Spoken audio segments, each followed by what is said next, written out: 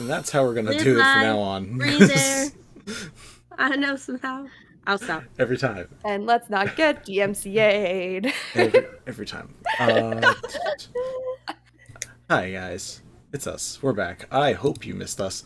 This is Records of the Realm. This is the Light Arc, hanging out in the city of Wishfall in the skies. Before we get super duper started, got the whole crew back. First, a couple different announcements. First announcement is we are going to be having a fifth player, probably permanently, joining us for the rest of the adventure. You'll get more details next week when most likely the person is either joining or at least making a guest appearance or something of some form. So, hype, new person, we love adding. We're very excited. Beyond that, Welcome to the show. Yeah, it's going to be a time. We still have Nisteron's Never-Ending Notebook, the Vault of the Ivory Queen, going on Kickstarter right now. We have already hit our goal. We're trying to hit some stretch goals. If you want to come and do that stuff with us, we appreciate it. We love it. It supports us all, me more, them also. Supports everybody. We try to. To be fair, Vinny did most of the work, so like. We've had and by many... most of the work, I mean. I have everything done a you lot. read in there. Everything you physically read in there is Vinny's work. If it's not art, other people did it. Well, that's kind of a lie. I technically did the back cover art, but that's literally it. I did not do the actual cover art. I do not have any drawing talent. I did stuff that I could steal things from graphic designing and made that work. Kind of. But yes, please go check that out. We'll probably tell you about it once more at the end, but for now, we're going to get a little recap going, and then we're going to get into the session proper. One more thing. What? In the fate points thing, you're doing the giveaway. Oh, thing. thank you. Oh yeah. Yes. Oh, yeah. If you gain up some fate points in our chat, which comes from just like hanging out, talking with us, being a dick like the rest of us, just being really mean to everybody. We love being mean to each other in a friendly manner. You can donate fate points, which gets close to a giveaway for a digital format of the book. So there's that. Which, thank you for reminding me, Nova. But yes, don't know who's doing the recap, but I'm going to hazard a guess. There we go. She ready? Okay. Always ready. Okay. Shit, wait, am I even on the correct page? I don't think I am. I had to sort back through all of my conspiracies. Is this the correct session? This is the correct session. Okay. Session 10. Yeah, session 10. Yeah. So, let's see. We started off with being in the alleyway, finishing up Connie and Ethel, looking over the dossiers that Ethel got from Thieves' Cantina. And I'm going to do that and leave it there.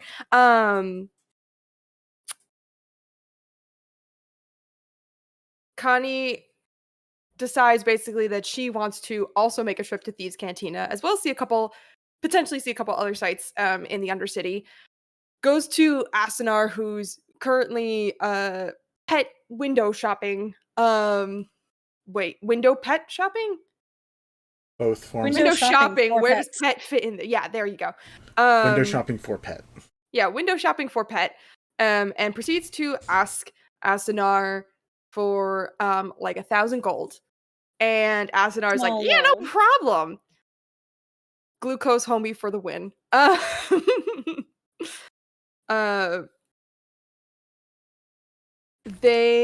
All three of them head over to Thieves' Cantina. Connie takes a beat to hide in an alleyway and disguise herself as her ex-wife. Heading into the Thieves' Cantina with Asunar at her heels. Connie posing as this Air Genasi woman with a bobbed haircut and like a faint scar on her right cheek, approaches the bar and starts asking for information. And the bartender seems like quite perturbed to see her there, as do like basically a lot of patrons. So it's a little alarming. We get the info. It's put on her ex's tab. They don't even ask her for money. They're like, okay, yeah, just put it on your tab, right? Sure. Works for me. Just totally stole from her ex. It's fine though. It's fine. She deserves it. And they proceed to, well, leave. Connie splits off from the group with just Asunar in tow, tells Ethel what went down via sending, and to meet her in the upper city. Whatever plan there was formed to look at the other sites, it's like, nope, maybe we don't. Maybe we don't. And we regrouped at Ethel's apartment to go over what we found. Not much can be said about Nell, the person whose information she sought at the Thieves' Cantina. His record is squeaky clean. And he was just a good boy, living the good life. The honestly, the dirtiest thing about him was that his masseuse was Shiavon, who had ties to the underground. And that was it. Just then, as we finish going over the dossier, Ethel gets a knock on the door that puts everyone on edge, but it's just a delivery from Marcus, the wannabe bard. I'm not getting into why I don't like Marcus, because we really haven't had to touch on it yet, but I don't like Marcus. We start questioning, we gather back at the table and start kind of questioning, like, why these people or how these people that were murdered in this similar fashion are connected, if at all. Kind of having a hard time seeing the threads here. And as we kind of talk, Asunar, who has put up a, she set up alarm at the door. She gets a new ping that wasn't a, like, passive person just going through the area. It seemed like someone was actually there, like, at the door. We all kind of tentatively ignore it, but Connie sees out the window that there's somebody leaving with their jacket collar up. And I have written down here a star elf with their jacket collar up and a hat put on, walking away from the building. Asunar had also climbed up to the roof to see if she could get a better look, and she fell on her way back down. It was an eventful night. And then we took a short rest. Going up. Yeah. Not so much coming down. Yeah. Ethel also caught like sight of something, like tracks outside.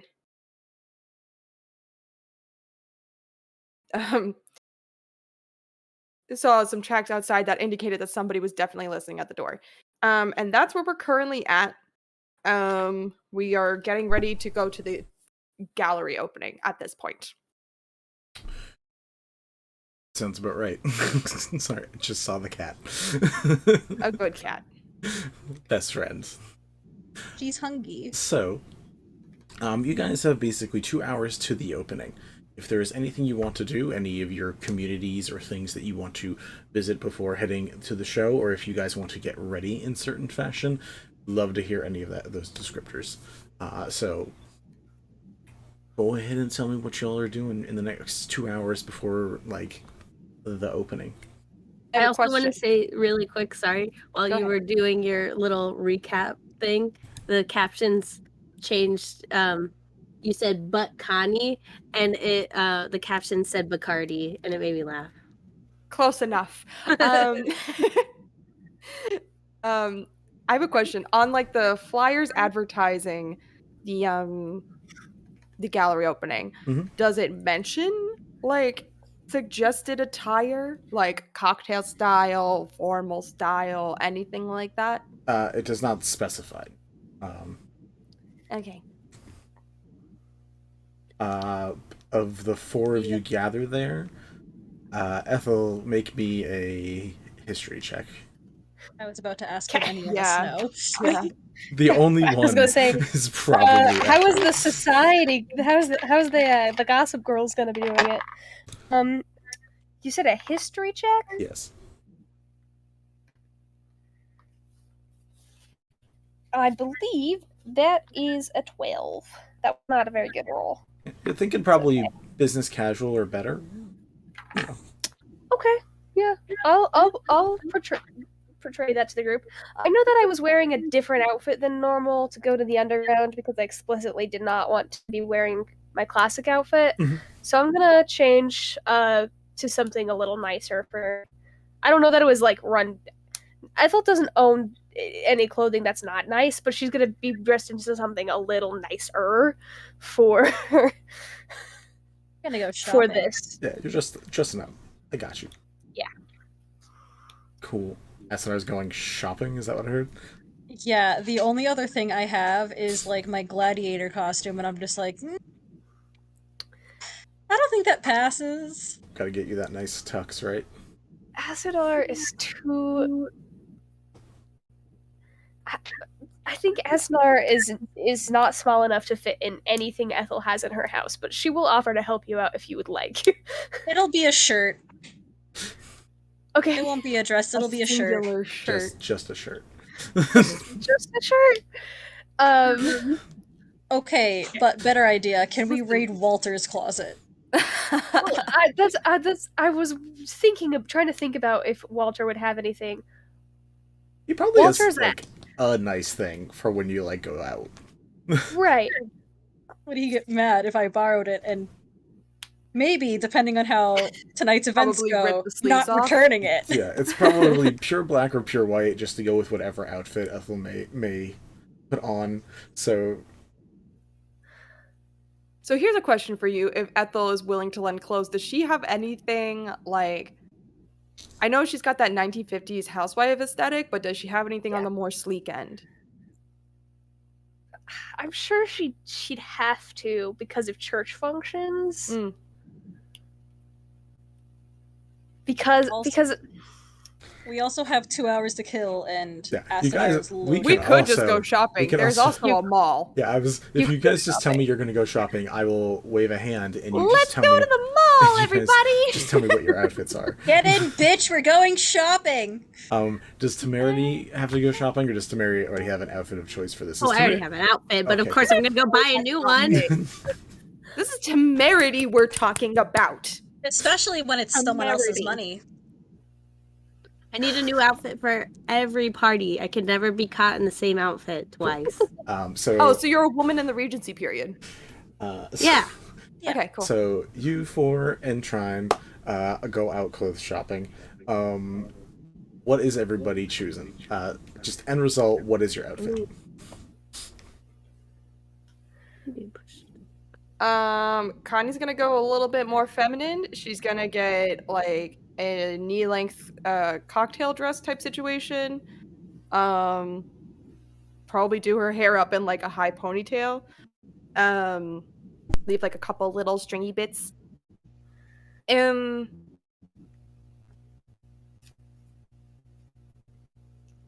It's just like a basic like black dress. It's one of those things that you can like dress up or dress down kind of thing. It's got like, oh, you know what? I know exactly what I'm thinking of. It's because I used to have this dress and it was a very good dress, and then I accidentally ripped it. Sad day for me. It's kind of this like form-fitting like bandage dress. There's mesh sleeves that go down to the wrist. And then there's like a triangular cutout in the front. So like while the actual neckline is probably something like a standard t-shirt neckline, because of the cutout, it shows like the top of the girls quite nicely. But that's her dress. Nice. Yeah. So I kind of guess this sweet black number. Who next? Alright. I'm definitely gonna do the iconic lesbian look of heels There's dress no pants. flannel in Wishfall. I'm sorry. and a suit and a suit coat with like just wearing either like she'll be proper and wear a bra underneath it, but like it's one of those like pretty bras that's meant to be seen, so she can have A like, just, bralette? like, this. Yes, just like so like the suit coat is buttoned at the bottom, but it's just like the deep plunge and the bralette and just choice. The idea of suit cat just makes me chuckle. I'm so sorry. Nice. Cool. Awesome. Ethel, Cat in a suit Temerity. would be the best thing ever. going. Ethel, Temerity, either of you guys got anything? Is Ethel actually going out and buying anything, or just wearing what she already chose? I guess. Oh, Ethel's wearing what she already chose because I'm pretty sure some of the ladies are gonna be there from the church, and she's keeping up appearances as per usual. So she's gonna wear a dress. It's a solid color, blue, which is a little different from what she normally wears. Still got the A-line skirt, but she's got a ribbon that goes around it that's a silver to contrast the blue, and then matching that ribbon around her waist, she's got a kind of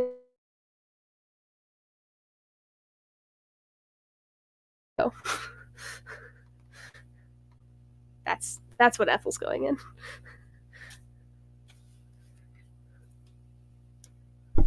Nice. All right. So Temerity, what are you getting? Last but not least. Certainly not. Okay, so I am going to go with my classic extremely fitted what's it called? Flax. And I designed a bunch of outfits for Temerity one day when I was bored, and I didn't know if I made this outfit yet. But some slacks, some cute little like ankle boots, and then the top is where the business is at. So it's like a what's it called? The thing that pianists wear with like the coattails. Gotcha. Yeah, But not tails. I want it to be like two thick layers of like ruffles that just kind of, it's short in the front, clips, and then goes long in the back. And then the front, there's like, it's a classic like ladies top where it's like the whole front is cut out, but there's just kind of like in the same material as the top, like a bra. And then this really huge like Cruella de Vil style like ruffle on this like top of the shoulder, like the ruffles on the back. Nice. So am I hearing tailcoat with lots of ruffles? Yeah. Amazing. Thank you. Okay. I need each of you to pick me a different number between 1 and 4. 3. We've got 4. 4. We have 2 and 1 left. 1. 1. All right. So 2 for Asunar. All right. Okay. A quick question. Mhm. Did we get a short rest in at any point? I just did. could not remember. Yes. Okay, great. Thank you. As you guys go shopping, Trine picks the exact same outfit as Kanitae, but pink. So now you guys have the goth bubblegum aesthetic going on. Just because Trine doesn't know what to get herself. So have fun with that. I was doing they're like picking out outfits and trying them on, and Trine was just like watching in the like I'm imagining like a try-on montage where everyone comes out of the dressing room and Trine has just been observing very carefully, and then we're all just like we all kind of like look to her like okay your turn, and she just goes and then comes back with like some clothes and then like puts on exactly what Connie is wearing but pink. Literally the same thing. So all 5 of you have outfits. Everyone who bought an outfit, 10 gold. So just subtract 10 gold for anyone who bought something. But yeah, you guys are able to. You guys, that takes, we'll say, an hour and a half. You guys have a half hour left. Is anyone bringing anybody additional? Is it just you 5, or inviting anybody else? Bringing anyone with me. I'm bringing Asunar. I'm bringing Connie. I would have offered for Walter to come if he wants to. I'm gonna just roll and see if He Walter even comes home in time. That's what I was gonna do. Let's see if he comes home in time. He does. Okay, so yeah, he comes home as you guys are about to head out. Yeah, he'll come with. He's down. He's sweaty. He's like, I'll meet you after you guys buy outfits. I need a shower, and goes and takes a shower. Yeah, especially considering we might see the other churchgoers there, and sometimes it's nice to have him to just be like, stop hurting yourself. Which we saw happen in the first episode. Mm-hmm. I also feel like Walter might be Ethel's impulse control when it comes to being like, I don't want to kill her right now. Just a little bit. All right. So you guys are able to begin heading off. Why, you didn't want to ask me if I wanted to bring someone? Thanks. I asked. I'll go stag. No one answered. Do you got somebody? You want to bring a boo? You want to bring a homie? Bringing Vito? I want to bring... There might be something worthwhile in doing that. Or anybody from... You can also bring anyone from the Chalice or the Gentle Harp. Bring your Ignore wife. the peanut gallery. I can bring my wife. Bring your wife. I don't... We want to meet her. No, I can't bring my wife. I'll bring Hex in a wedding dress. Poor Hex. Poor him. This poor boy. Was Hex about to get married and you interrupted it? Like, what happened? No, I'm like, look, I found this wedding dress. Put it on. He's like, I'm not wearing that. Yeah, you are. Put it on. Forget about it. Forget about it. No, I won't. I wouldn't make him go. What's it called? And I wouldn't make him like be around. I would just jazz on him a little bit about it. Cool. So yeah, did you want to bring anyone proper, or is like Hex being your +1?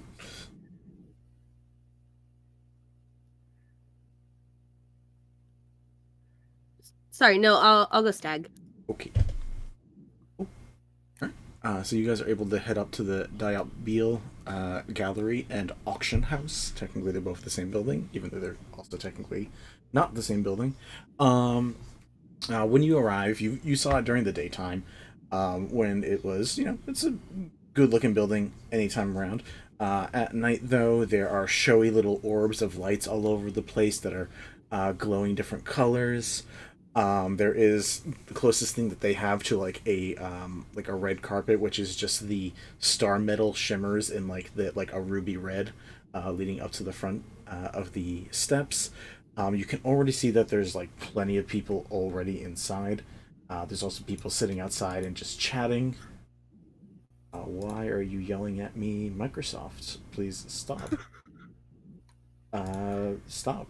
Yes, you. Because it likes you, Vinny. Apparently not. It's Microsoft is now your virtual dog, and it wants you to pay attention to him. Apparently. Password. There you go. Shut up. Yeah. So you are able to walk in. Everyone that you like are just walking around and seeing. Why are you yelling at me? It's as you know, if you've been here before, it's not a truly fully fulfilled stream until there's some technical difficulty somewhere. Unless there's some kind of the funny thing is, like, the only issue is like literally me having the list of all the party guests. Like, that's like the only issue.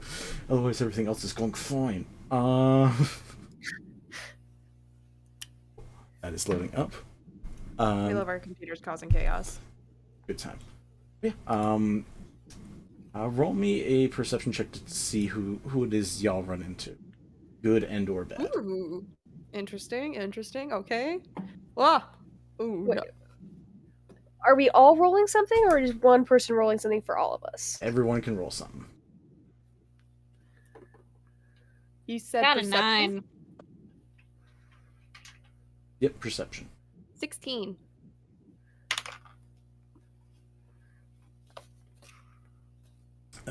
Temerity and Ethel.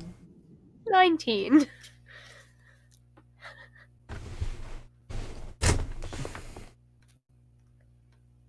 You said it was perception? Yes. Perception. Your best skill. 5. Nice. I will say, Perception is my bad skill because why would I need to perceive anything other than my beautiful self? I will say it is great having all the numbers next to each other now, where I can see who excels at what, and boy, is there some variety in you guys. So we got 2 highs and 2 lows. So as a whole, you guys see that seems to be a general occupancy. That sounds bad. General supply of the police force here. You do see Vito Ryulim, Ederic, Nick, who is with Judy, and not far away from there, you do see a bunch of other people from the church group, including Tilda and a few of the others who I have now made names for. Mwahaha. They're all named. It's gonna be miserable. Can't wait. All the church folk, which we don't need to worry about until they're involved. You see you see Arlene and Martin, who you guys met Arlene before. You did not meet Martin, but Arlene was the Asunar who owns specifically the gallery. Martin is the one who owns specifically the museum. It seems like they're doing the thing similar to Sabinet and Gemma, where they're just like trying to escape them taxes. But yeah. You see a variety of people. Azaran is there. You guys, I mean, thing is with you guys with the higher roles could see basically almost everybody, but the bigger numbers is definitely like a lot of different people from the police force, including Mogan, who did your interviews, Idoric, the person who Temerity is not a fan of, Vito, Ryulim, and a Furbolg who seems to be in high regalia, which I don't believe any of you guys have met proper yet. In addition Queen, I'm ready. you are welcome. Real recognizes real. You can go recognize her if you want to. You do see Tilda, who seems to be wearing, besides like her normal outfit that she like just recently got, seems to just be like wearing like as many little like we'll say like a congoer wearing pins is wearing just like a bunch of little things to be like, look, I'm an art nerd too. Here's what is the perfect circle thing that I can't remember what it is. The God, my mind is blanking on what it's called. But yeah, just wearing a bunch of little things that like shows off that she is a big art nerd, and is enjoying this. You see other people from your church there specifically. Lysander is there, Connie, and then there's like a couple of Dragonborn folk, including Azaran, and you see a lot of Star Elf people, a couple changelings, a lot of different people, not necessarily people you know, but it's a very crowded event. Delani, who you guys met, who was the fire genasi that was like the receptionist there, is kind of still like rocking around on her little heelys, directing people in, having them go around and be like, yep, we're going this way, and she does like a little fire cantrip to like do a line of direction to like sort people in as they start circling around at the different pieces. I'm sure this is a big ask, but do any of those star elves look like the star elf that I saw leaving our building a couple hours before? It was a star goblin that was said before. Why do I have star elf in my notes? I don't know. Did I fuck up? I must have fucked up. We figured out that Nell was a star elf, I believe, so that may also be why you have it written that might down. be where I fucked that up. I don't know. I literally wrote physically down, though, star elf instead of star goblin.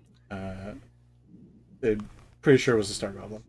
Yeah, no. It was a goblin. Yeah. I think we also theorized at one point that was probably Astor. Yeah, that's part of why I'm so certain it was goblin. Speaking of which, the star of the show, God fucking damn it. already Oh, talking gosh. to a bunch of his adoring fans, especially his art fans, the people who love his individualistic nature in his caricature of himself. Currently talking to a gaggle of fans. Inside, Where are the drinks? Where are the drinks? as you say that, one of the like obviously waitstaff just comes over with a tray. They're not checking IDs for whatever reason, but hands over a champagne to you. I immediately put a silver on their tray and I'm like, thank you so much. You know what? I'm gonna take 2 of these, thank you. Just gives I'll Counts take 2. one, puts it right back on the tray, keeps the other one for herself. What were you saying, Asunar? Nah. Already.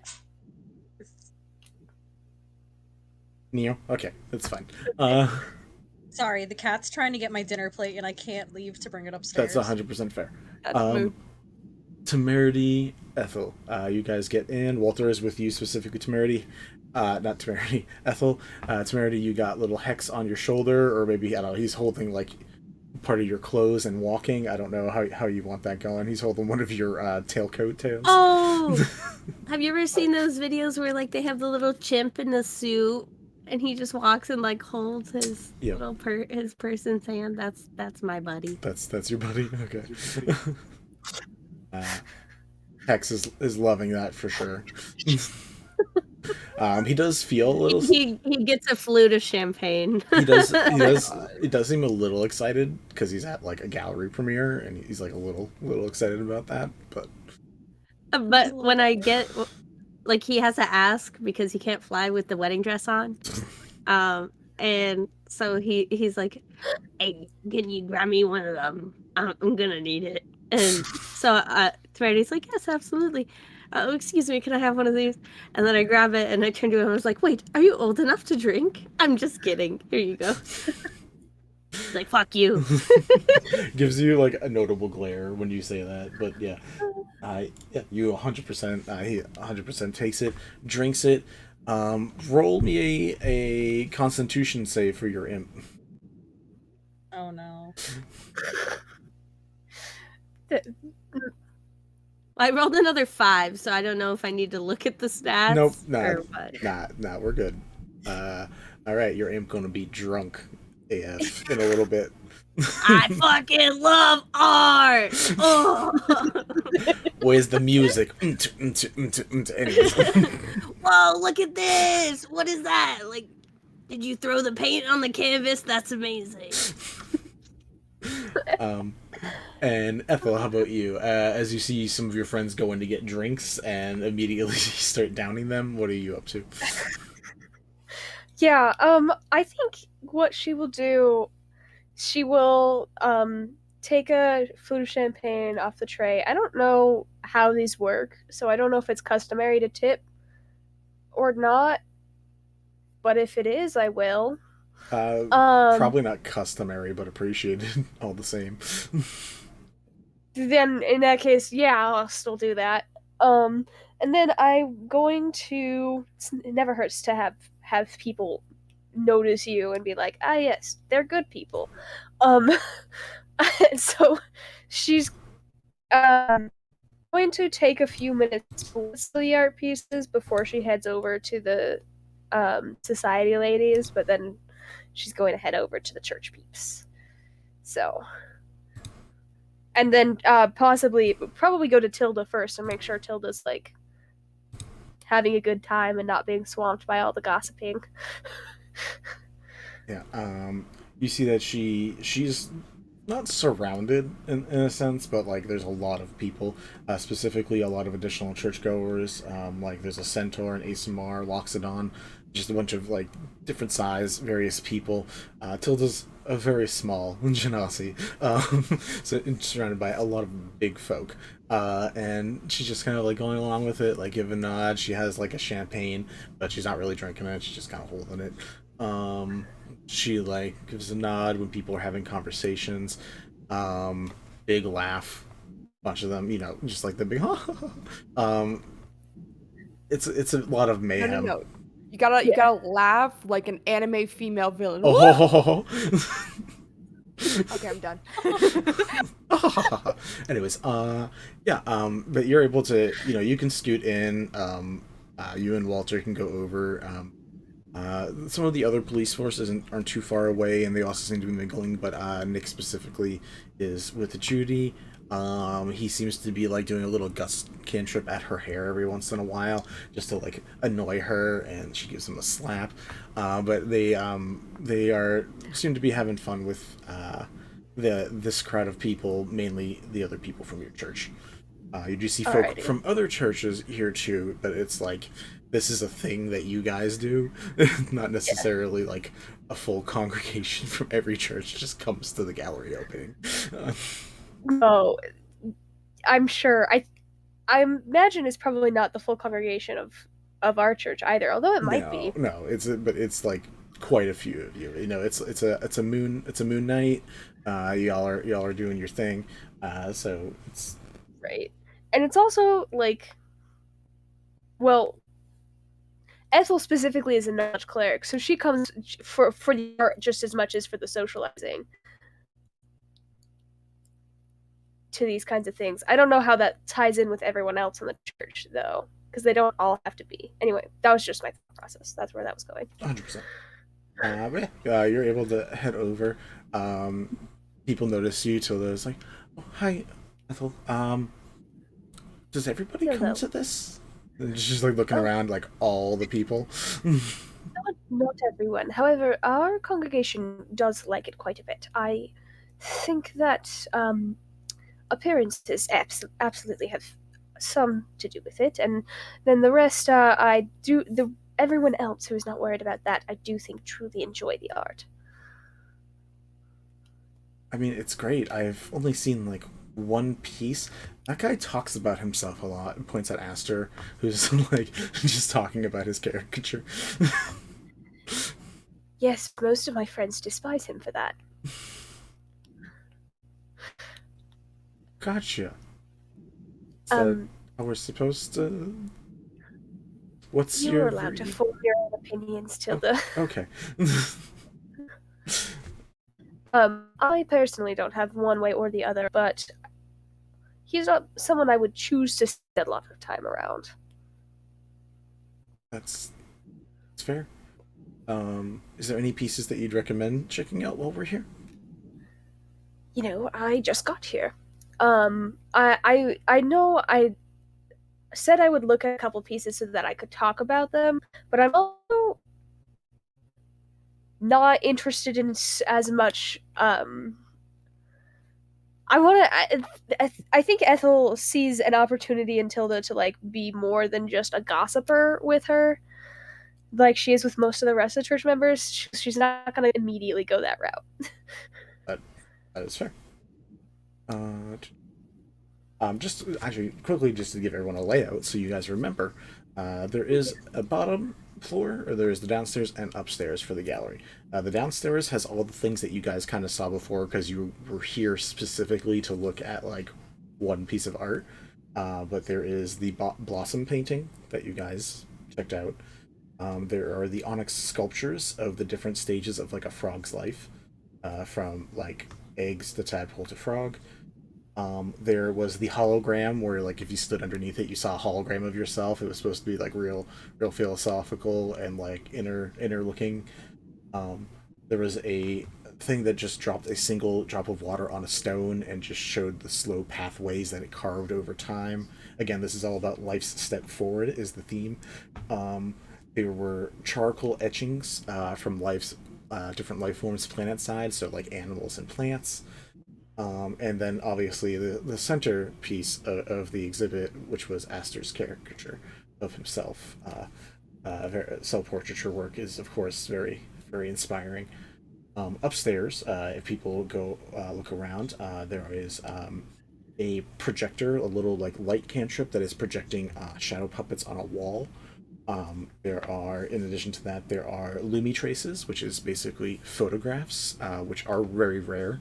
So one of the, like, basically the only photographer from in this world, a lumi tracer, has their stuff exhibited upstairs. And then there is like a couple little sculptures and stuff of like dolls or like bottles with weird lights and stuff in them. If there's anything specifically people want to check out, but there are plenty of people, depending on who you're looking to talk to and what you guys are waiting for to happen. I keep want to harass Astor, but also I want nothing to do with him. Yeah, no, we're avoiding Astor like the plague tonight. Okay.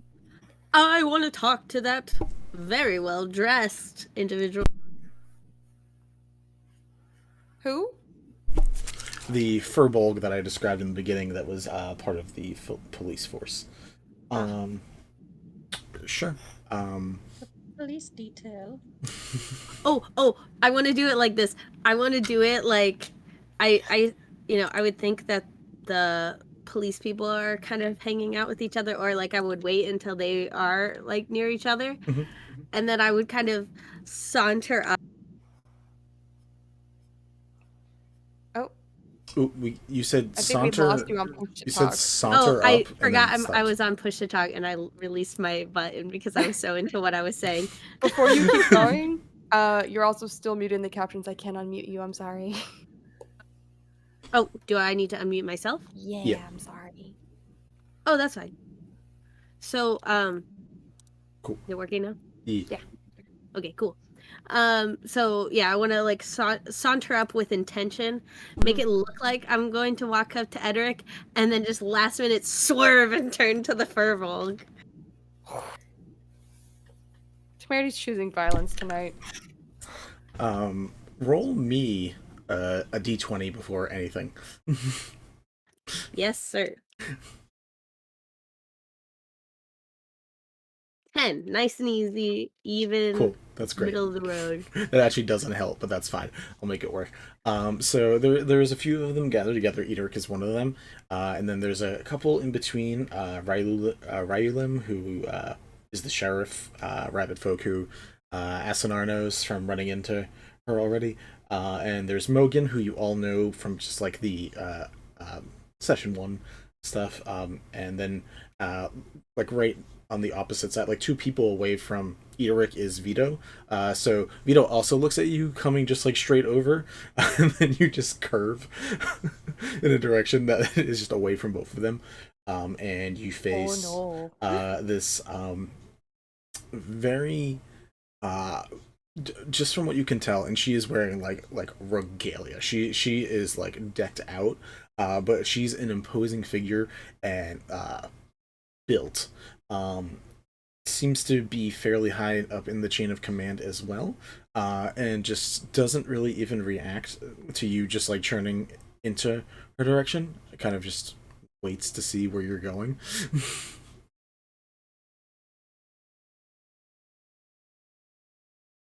I will approach and say, well, my, I haven't run into many individuals with such immaculate style in my time in this city. May I know your name? Of course, I am Chief of Police Stadart. You're gonna need to spell that. Staedert.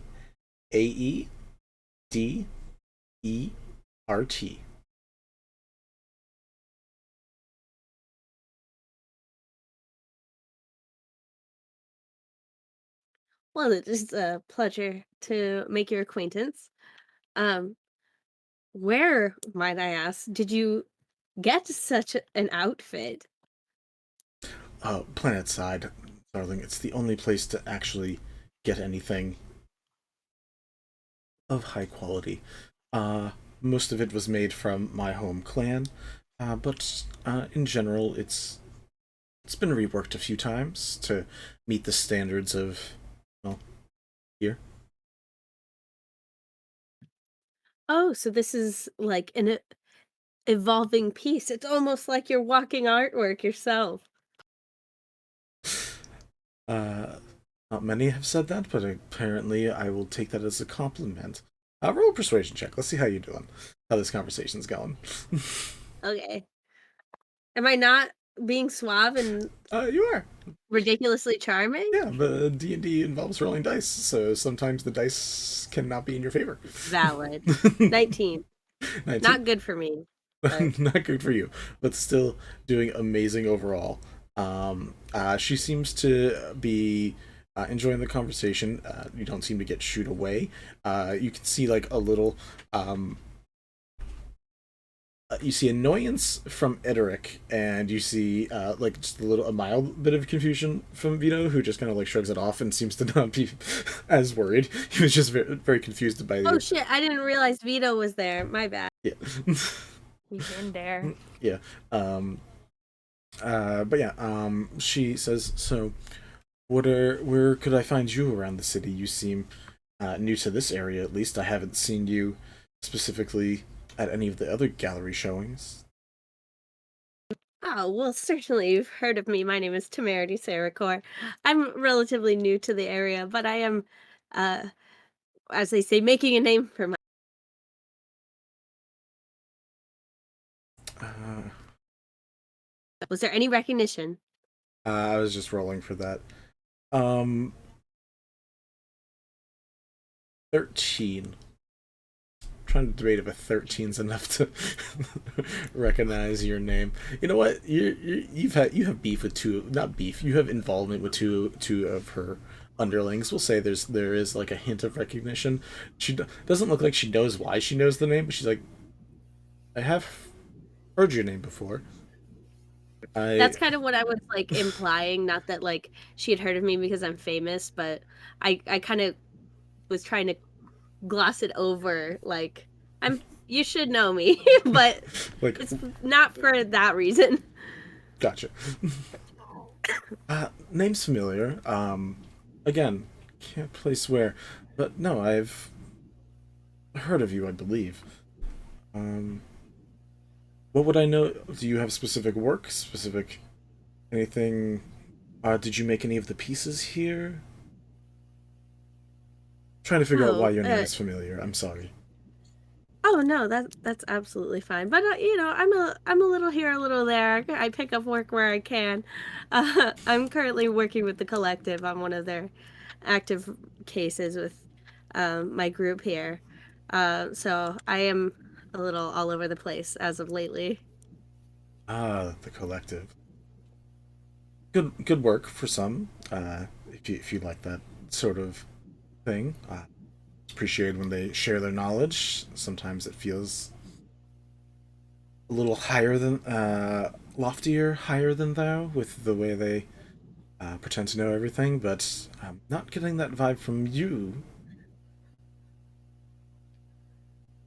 Oh well, I only know as much as I know, right? uh, Any big leads on your current case? we we're doing our best. This is kind of a tough one.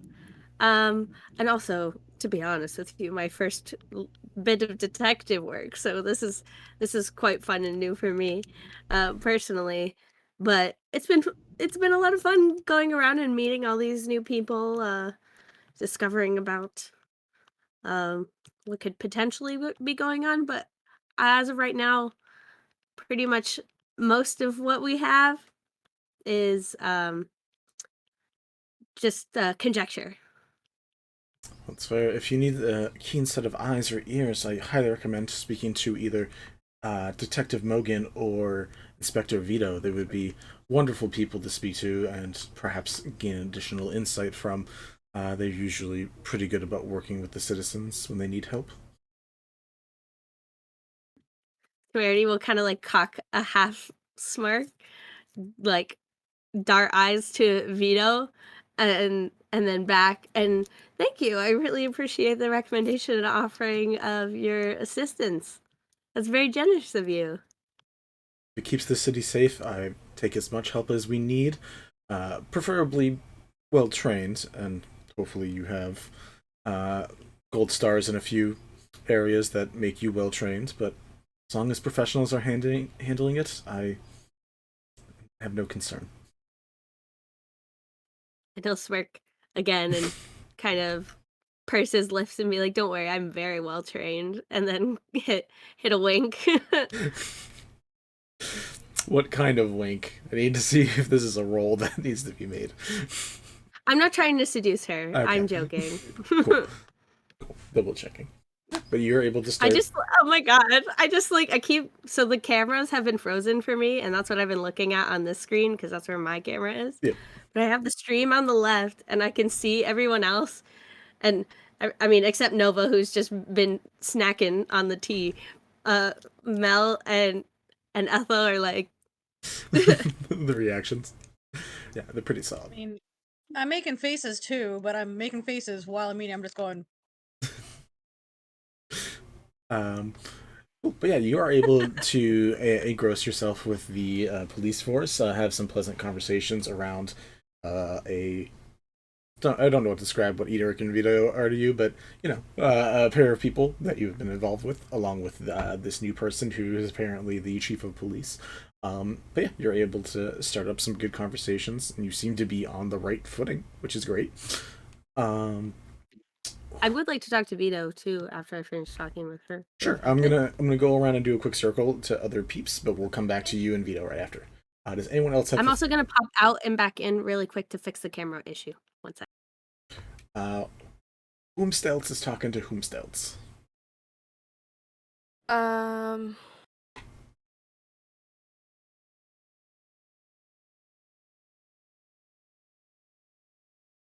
I think Connie is gonna approach Azaran. All right. You find him within eyeshot of the blossom painting, but he's not next to it. Like people have been asking him too many questions about it, so he just like stepped away and is currently just like really nursing a champagne flute at the moment. Is there another person with another tray of glasses? They're all over the place. They're easy to Okay, find. cool. She'll just snatch an extra one and walk up to him and just go, "It's a bit crowded for a party, isn't it?" And just offer the new glass to him. Because it's probably colder. The other one probably is like way too warm and like tastes extra crappy now. Like, No, that's fair. He sees the offer, understands it, and grabs the new one, puts the other one down on a passing tray, and just gives a sigh. Says, "Not looking forward to continuing. I knew I had to show up. Really not in the mood for all the questions about my art piece. Already dealt with that once." yeah. Thank you for earlier, by the way. It's like it took him a moment to recognize, be like, "Oh yeah, we talked already."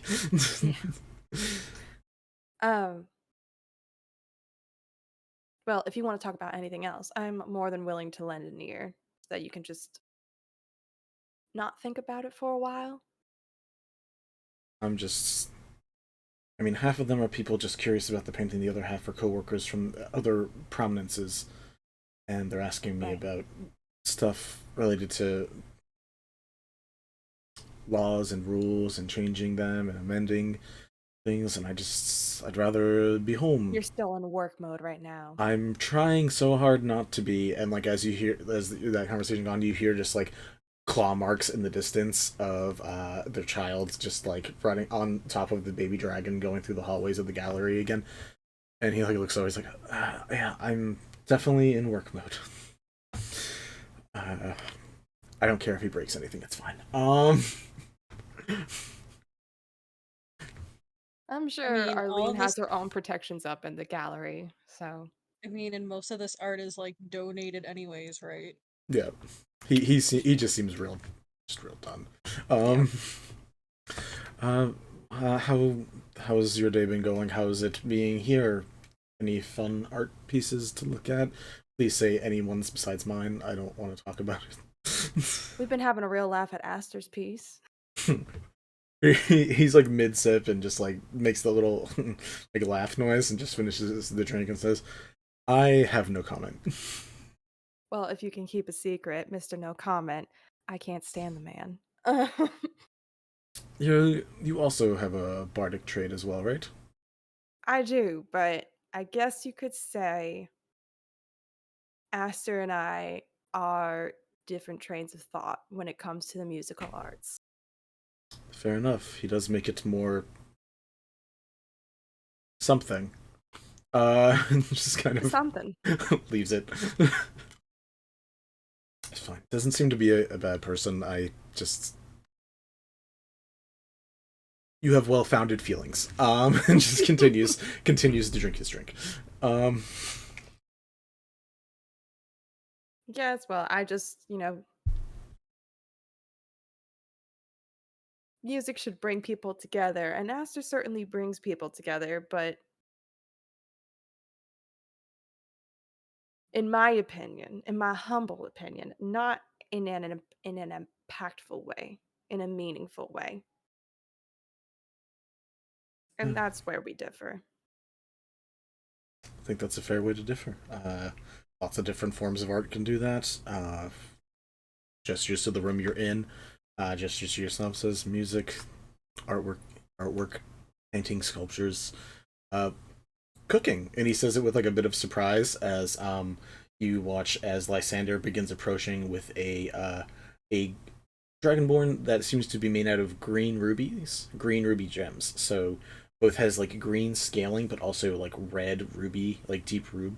And says, don't know if you've met Kanitae, I believe. Yes. This is the owner of Top of the Rift, TM.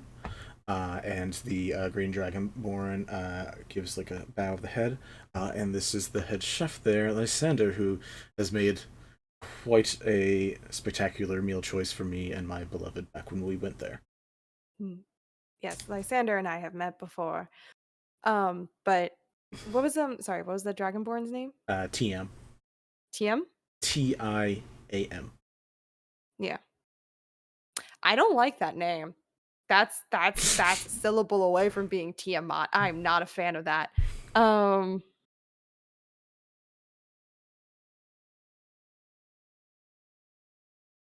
What is he the owner? Owner of Top of the Rift, which is the top of the hub, but for Wishfall. AKA very exclusive high-end dining restaurant. But yeah, she'll shake TM's hand and just be like, "It's so good to meet you. I've heard wonderful things about your restaurant. I can't say I've been yet, though." It is pretty fantastic. If you know Lysander, you should come up sometime. He always makes a great meal.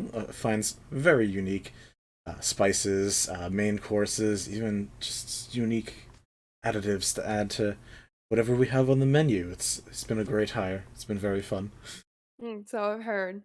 And Connie just gives him just the slightest hint of a glare. Yeah, Lysander is like wide-eyed, being like, shut up, we're not talking about where I get my shit. Oh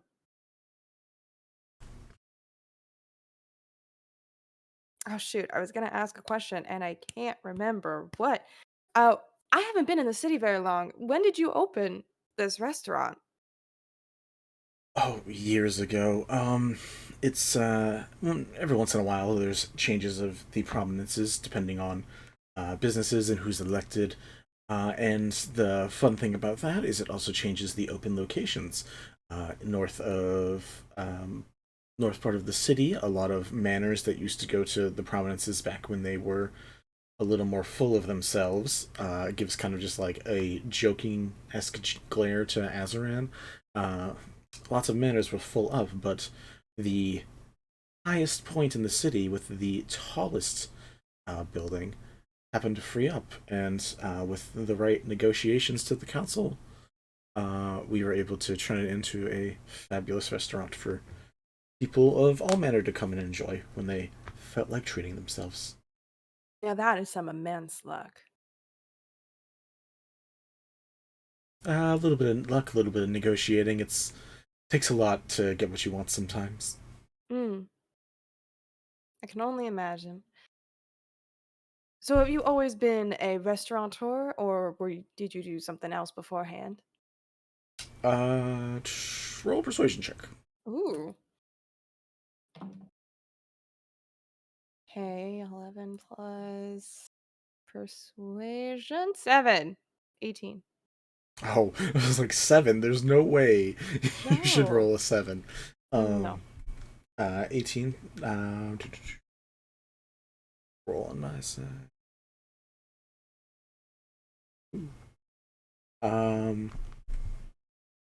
Had many jobs beforehand, wasn't always, not all of us are lucky enough to live their whole lives in Wishfall. So I was doing exploring, learning my crafts, learning a bit about the worlds. Like what? I'm something of a bit of an explorer myself. I've only been in Wishfall for a couple months. Bit of planar travel for a short while. It was Planar travel. There's some fun realms out there that aren't necessarily just Vagari. Are you some kind of wizardy type, or? No, I had some higher up connections that helped me get around. Uh-huh. Insight check. Does she mean warlock or cleric? Roll an insight check. Ooh. Which one are you talking? TM. Uh, Oh, is my TM's a insight? female? What is Yes. my insight? she is owner of Top of the Rift, which should be in the Gazetteer. So 19. if not, I will have to correct that. 19. Doesn't seem to be crazily astute with magic, from what you can tell. What like little you're getting off of her, like not a super magic-y vibe. Then who did she strike a deal with? Because deal just gives me warlock vibes immediately. And what's wrong with Warlock? Nothing. Absolutely nothing. Lacking a few spell slots, but besides Yeah. that. Yeah, only like a little bit of magic. But Racial if zero profiling. magic capability at all, then that really only boils it down to like fighter and sort of monk. And I guess barbarian. Yeah, barbarian. But just this one or two, or three, or maybe four. Well, because like rangers technically get ranger spells, right? So that's still some level of magic. Okay. I mean, literally in the end, every class besides barbarian and monk have some form of magic. Or can have some fighters form of get magic. Unless you're a wizard barbarian. Eldritch Knights, yeah. Wizard barbarians are a very special breed. Or a wizard monk. You have to be very stupid to play one. You can also technically be a wild magic barbarian, in which case That You is don't- true. But you don't Kind of control magic. Yo. It just kind of No. farts out of you. It's not... That is like the definition of chaos. send a description, yeah. Look, they rage, they clench all their muscles, and then they fart out some magic. I don't know what you want from me. That is literally what wild magic surge is for barbarians. Just fireball. But Connie just kind of like smiles at TM's explanation and goes, "You got friends in high places, or are you just real lucky?" No, low ones. And she turns and Oh. walks away. The alarms are going off in my head, a la Kill Bill. I don't like this at all. So much fun stressing Mel out. Mel is my favorite person to stress out. I want to add my stress to Mel's real quick because nothing about that conversation was normal. No. Oh, these buildings just happened to free up? Well, Yeah, The way no. that was I- said really concerned me. well, I will say that's probably the most normal part of the conversation, where the fact that like they did whatever. That's Wishfall history. If you guys ever decide you want to read some books on Wishfall history, I'll explain more to y'all. Okay. But yeah, she walks away without much additional words, gives a small bow to Azaran, and continues off towards some other pieces of art. Lysander stands there with that awkward silence of her walking away, and then just kind of walks after her. I just like smile and give him like a little bit of a nod, like, "Get going, you moron." Let's see. Suspect. Nice. Alright. Any additional conversations you're attempting to have with Azaran, Connie, before I continue rotating around? I think it's just gonna continue to be generic conversation. Gotcha. She was originally gonna try to ask him about his husband, but now does not seem like a good time. Fair enough. Ethel or Asunar, anything specifically for you guys that you want to hit? No, I'm just taking in the sights right now. Just kind of. Asunar and me, Nova, are both suspecting something is gonna go down tonight. So she's just being observant and just like kind of people watching right now. Cool. If you want to just like be on the lookout for something actively happening, you can roll me a perception check. If you would like to actively try to read people before something happens, roll me an insight check. Okay. I'm gonna do perception. That is 19. Um, from what you can tell from, we'll say like 10, 15 minutes of you just sitting and kind of just like people watching for a while, uh, a lot of it seems to be like pretty normal. People are just like having a good time, laughing, drinking. But Connie, you're also seeing this just because you're near Azaran. Is you see a few people approaching Azaran, giving him condolences, and then kind of leaving him alone and walking away. He doesn't seem to enjoy that. It's It not. will immediately provide distraction. Yeah, this does not seem to be an enjoyable part of his evening. Insert dumb joke here. You do notice, uh, specifically, SNR, you notice that Ryulan, the sheriff that you ran into before, does like clock you, like just like recognizing you from the random run-in out in the park, like 2 days ago, a day ago. Just kind of like looks at you, and just acknowledges your existence, and then keeps doing things. Um, the other thing that you notice is Lonnie, the PI, the little newspaper person, slowly creeping closer to you at one point. Who? Asunar. No. I hate reporters. And eventually you hear, Asunar, you got a sec?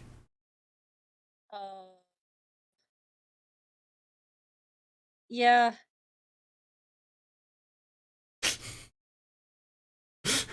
Sorry, I was trying to think of something creative and I just... It was Lonnie. What's the name of the reporter? I'm sorry. Lonnie. Lani. Yeah. Lonnie says, "Can you talk upstairs? It's just, there's some people, but there's less people up there." Sure. I don't like this. Okay. You go upstairs, with Lonnie, and there are people up there too, so it's not like you're being cornered. I have a feeling just from our past, Connie and Asunar have like a signal just to be like, I might be in deep shit before leaving the room. The safe word is chocolate pudding. Just like a hand signal of We love a hand signal that just screams stress. That just screams, help me. just A hand signal that includes a facial expression. It's the best. So you end up upstairs, and there's fewer parts to this room. It connects over to like the auction house, but in this room, showing the other pieces, you see more Lumi traces, so more photographs. There is like the shadow puppets going on with like the little light projection, and then there's like some dolls that have like items in like bottles that they're holding. Some have lights, some have like shadows. They're all like different little things. And then he says, "So, I heard on the wind that you guys got down into the Undercity."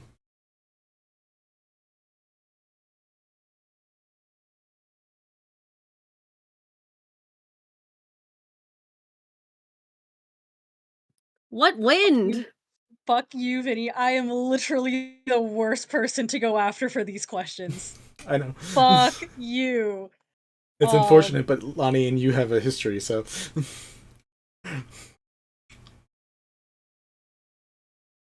I just look at her and I'm like, if you tell anyone, I will find you.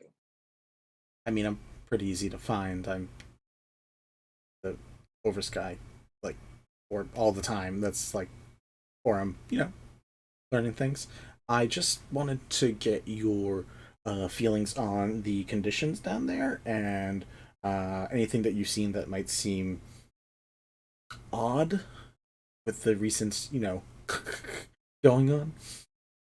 It's dark and dingy, but everything's like glowing. I don't know how that works. They also have some really weird animals.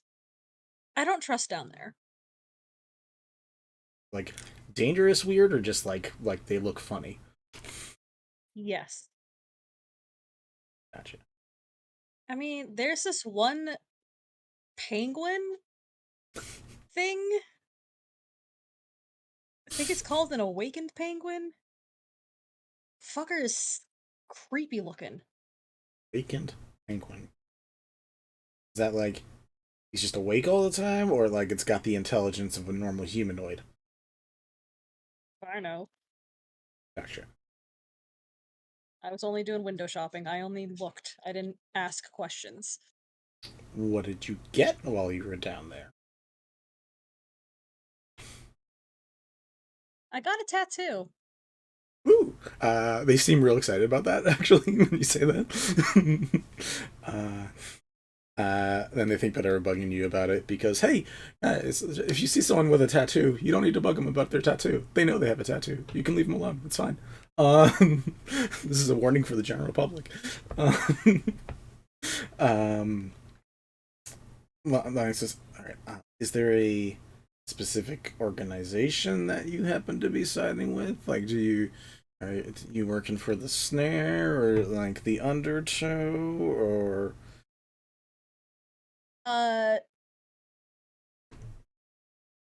Are you a freelancer? Are you working for all of them?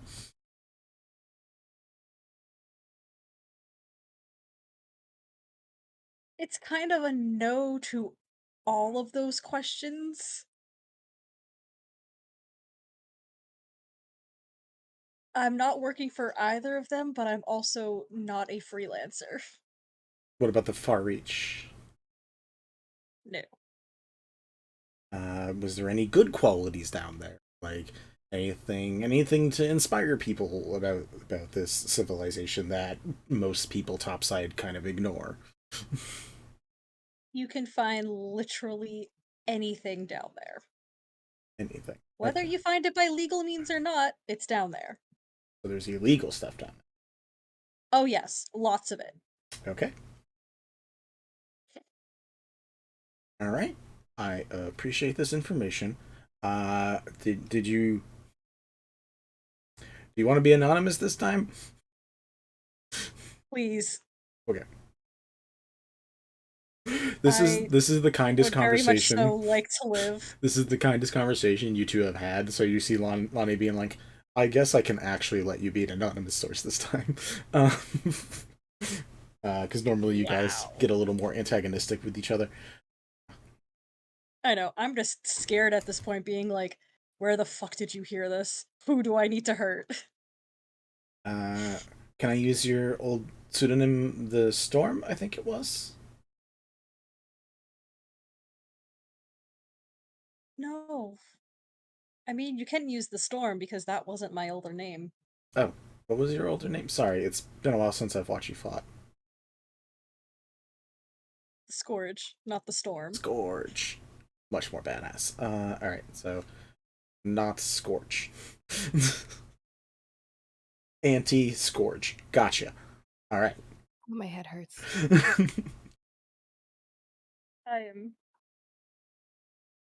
I'm sorry just that I'm gonna get us a TPK. I'm so sorry. Watch them flip to the other page. With the gallery, any pieces that you really like, or any art criticisms at all related to this? Because I actually should write some stuff about this while I'm here too, I guess. Can I also be anonymous for this one? Roll a persuasion check. I was just gonna say yes, but let's involve dice. Oh, that's a nat 20. I'm not even gonna add anything to that because I don't know what I'm supposed to add. My phone turned off. That's fine. I can also tell you that anyways, which is +1, so 21.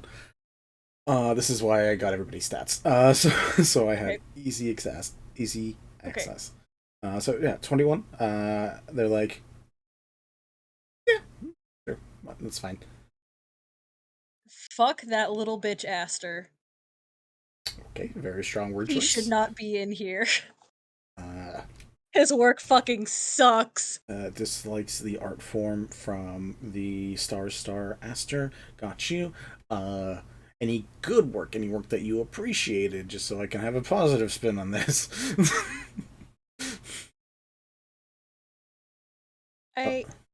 Hold on. I forgot what you called the fantasy photographs. Lumi traces. Lumograph. Or Lumitraces, sorry. Yeah. I really like the Lumi traces. It feels like I'm like looking at real life, even though this is a still image, and it looks real. Yeah, it's Yeah. these are great, and like turns and looks at like some of the ones that are on the wall here. So, yeah, you know, it's so weird being like that's real, but then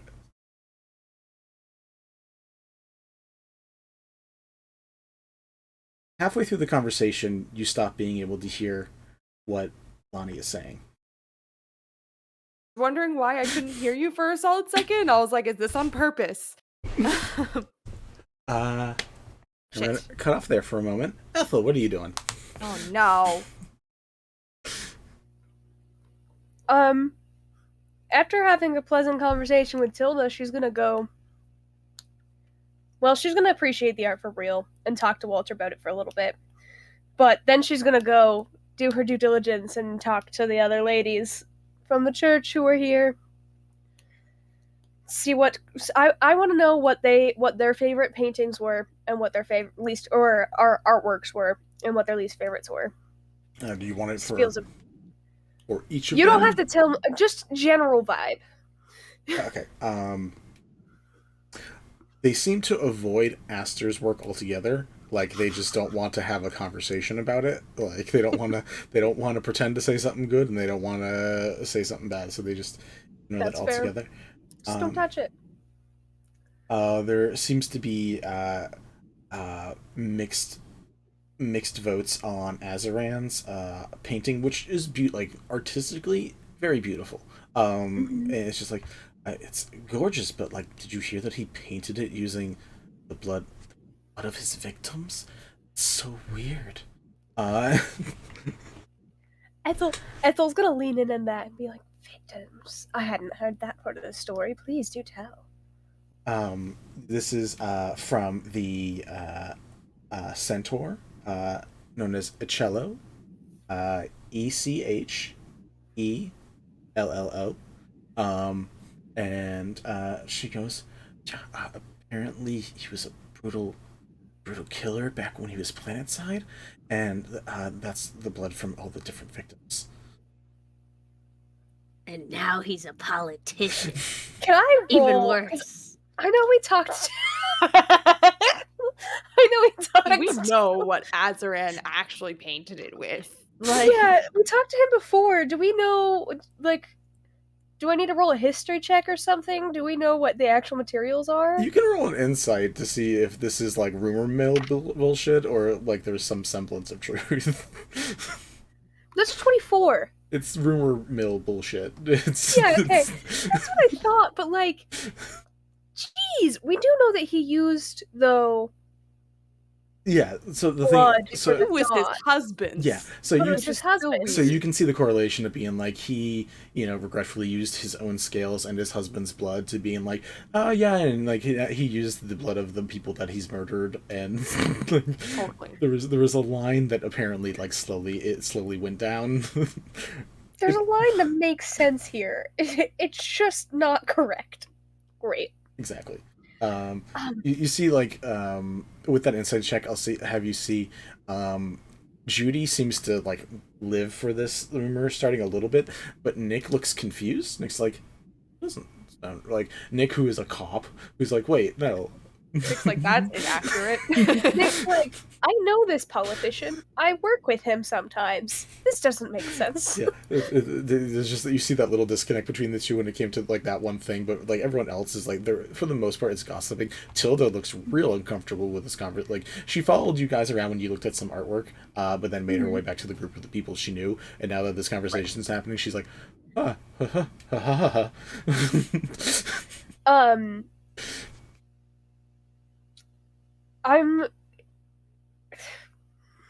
gonna do my best to comfort Tilda, but I'm not gonna actively destroy the rumor. So I'm just gonna kind of rest a hand on her shoulder for a second and pat her shoulder, and then turn back to the and then direct my attention back to the gossip and just be like, well, that's fascinating. I'd not heard that, and what an interesting revelation, especially with the issues in the city that are going on. Do you think there's any correlation? Well, you heard about his husband was public knowledge, yeah, because it was done on the orb. So, like, Yeah. you heard about his husband, yes? Oh. Surely that wasn't him, though.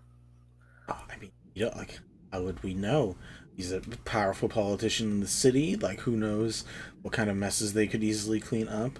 Talking to the police force, and you hear Nick go, "Hey, right here, right here." Ethel's gonna.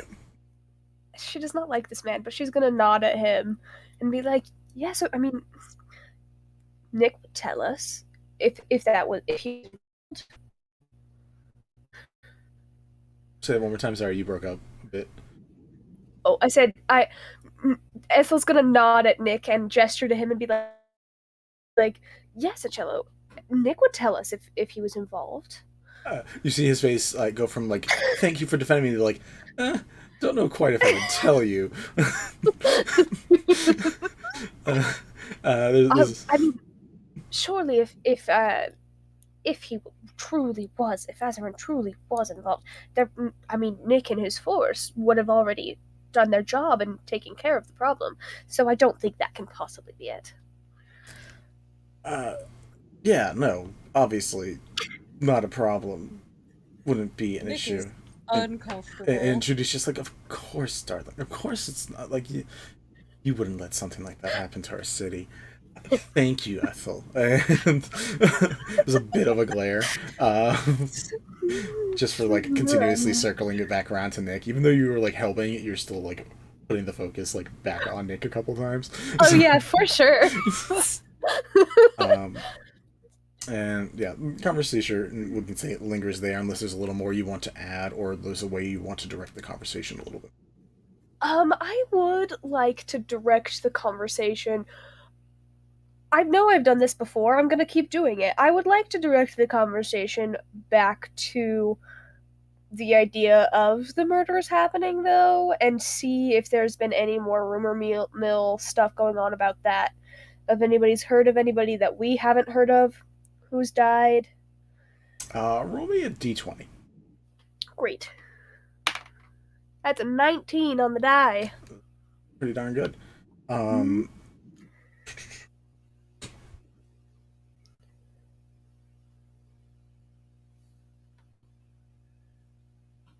One of the other people from your flock, named Vora, Vorra, who is an ASMR, she says, "I don't know quite who it could be, but as you said, Ethel, if there was any issues, the cops would, of course, be taking care of it without any problem at all. But, I mean, I heard that it's probably some of those people from the underground. I've heard that there's been dealings, slightings. That person that they found over in the spa, we haven't been there in a while. I think we should wait a little bit before we go again, but back in the spa, there was a worker there who was, like, taking things specifically from this gallery. And I don't know, maybe it's the people from, the Undercity. I heard that potentially could be." You just hear it doesn't sound super accurate, but it sounds like the information that they would have is the thing. They don't have the information you guys have. You guys are like so much more on the upper up. That's fine. I'm basically going to this because I want to know how much the general public knows. And also it's good to keep an ear on to see if there's anything that they... You're kind of getting the visual from these conversations where it's like there's a lot of it. Some of it's rumor BS. Some of it is, the general knowledge that like either the collective has put out, which because you guys had tried not put out certain things, is limited. So it's very much like, people went to the Sublime Spa. This person from the Sublime Spa is dead. There's the people from the underground. She apparently was from around there, or maybe worked there. There was a lot of little pieces that don't fit together correctly, but people are trying to make that puzzle finish. Right.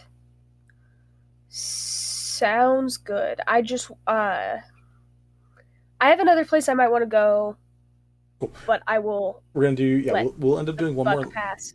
we'll do one more lap around to everybody. First, we're going to take a quick 10 minutes, so that way anyone who needs to do anything can go do something. So we will be back in just a few moments. So we will see you shortly as soon as I get things to work. There we go.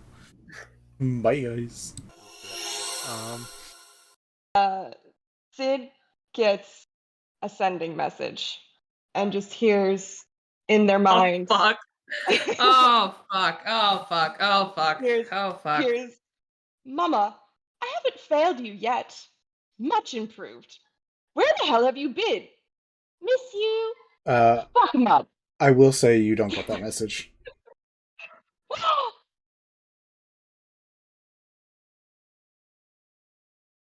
What? What? You're not playing that character right now. You don't know what's going on.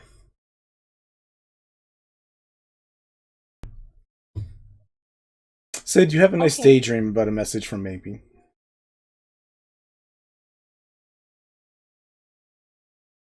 Oof. Minnie. Ow. Vincent, the fuck? Flavor text. Sure. I smile at them, and my smile does that creepy little curly cue, and it's just a row of teeth that are just all purple and green and just sinewy and just ugh, and it's terrible, like bone, you know, kind of thing. So, but like all curly cuey and everything. Insane. This is your monthly reminder to never fuck with Lyra. Mask that you got, the pale visage, I did update that. Cool. So I'm going to send you the updated version. I'm sorry, say that one more time? The mask called the pale visage that Lyra found so far back. Great! So Great.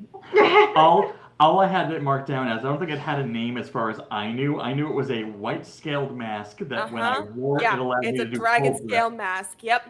But it would allow, I could feel something looking through the mask with me, so I didn't use it that often. That really sounds like Tiamat. It really does right now. There. Yeah. You Fuck were Tiamat. so Tiamat Vinny? to look through your eyes. Yeah. Vinny, look at me. Look at me, Vinny. Go fuck yourself.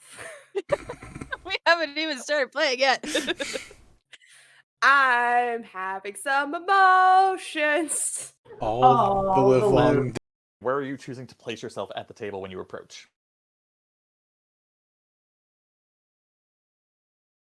No. I do love the face that we got for this one, though. We had such good progress for a couple of It minutes. was very good. Oh, that's the end This of the is such a session. great No. this is such a great photo. I want to capture this. Take a screen. All right. My Something- grandfather loves boxed wine, so maybe this is actually a good thing. What's up, Asunar? Something that is at least older than 15 years. In a box? In a box. Do boxes live that long? No, absolutely not. I just This enjoy the phrase these conversation. boxes live that long. This conversation. Emphasis on live. This is how I die, folks. Goodbye. As halflings, we can run through large creatures. I'm going to run between its legs and try to get his attention over here and say, "Hey, you're going to stop that now." Its head does turn towards you, and the eyes light up again to blast, but as you come around and confront it in that way, there is a delay in the moment, and it gives Ave a moment to act before that fires off. I really want, like, pixie form of, like, Eldritch Blast. That's not me, though. All right, Mickey Mouse. Fair. Is the pale visage. Shh, go read it. That looked pretty wild. I liked it. I think there's a reason that he made it so we couldn't buy it even with our combined wealth. Is it alright? Me? Hmm? Is it alright if I read it out loud, the description? Hell yeah. Okay. With a spiderweb crack on the center forehead gilded with star metal, this pure white mask is made of a singular white drag. Vincent! Biddy? A singular white dragon scale. Peering through the mask, you see the world in odd hues and shades. You gain +2 to your AC and intimidation skill when attuned. Dude! Probably the least liked. Things that smelled awful, ratty mud off the street, and Onolove explained it as if you give even the worst thing a chance to be better, there's a good chance it might happen. And maybe you guys are able to stealth around in the zoo. The animals are helping you. They don't know what you're doing, but they like go in front of you when the time is right. Help! Missy is very noticeable. I would say Missy probably does not help. But like there's a giant elk who's just like standing there, takes 2 steps forward to block your view, to block the view for a second, 2 steps back. So yeah, you guys are able to spy as these two go around and, you know, check out like all the animals. That was creepy. It's the makeup because I'm not sure I understand. Is she acting good because she thinks acting good is going to keep everybody together, or is she just acting good because she got it all out of her system the night before? She got most of it out of her system, so she's mellowed out. Okay, that's all I was asking. Mellowette? Like just a little mellow? A small mellow? She's mellowed. You had to see that coming. I'm hanging up now. Hi, Mel. The crying. Smoke inhalation. And she smoke inhalation. And she That's amazing. Round.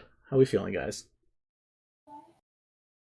I am not feeling good. Just fucking peachy. Cool. Did I take any damage from that real quick? Oh, you took 14 damage. Thank you for reminding me. So happy to help. Never remind him. Hey, did we have homework last night? That was. I'm not drowning. That was, I am sleeping so good. that was kind of the. That was kind of the energy that got tossed out. Didn't we? I just talked. And we're back. Hello, people. Did you miss us? We missed you. Gotta do the anime pose. I missed you guys. Alright, we're going to be doing Asunar last, because Asunar's dealing with some stuff, and then we're gonna have to work through that timeline stuff.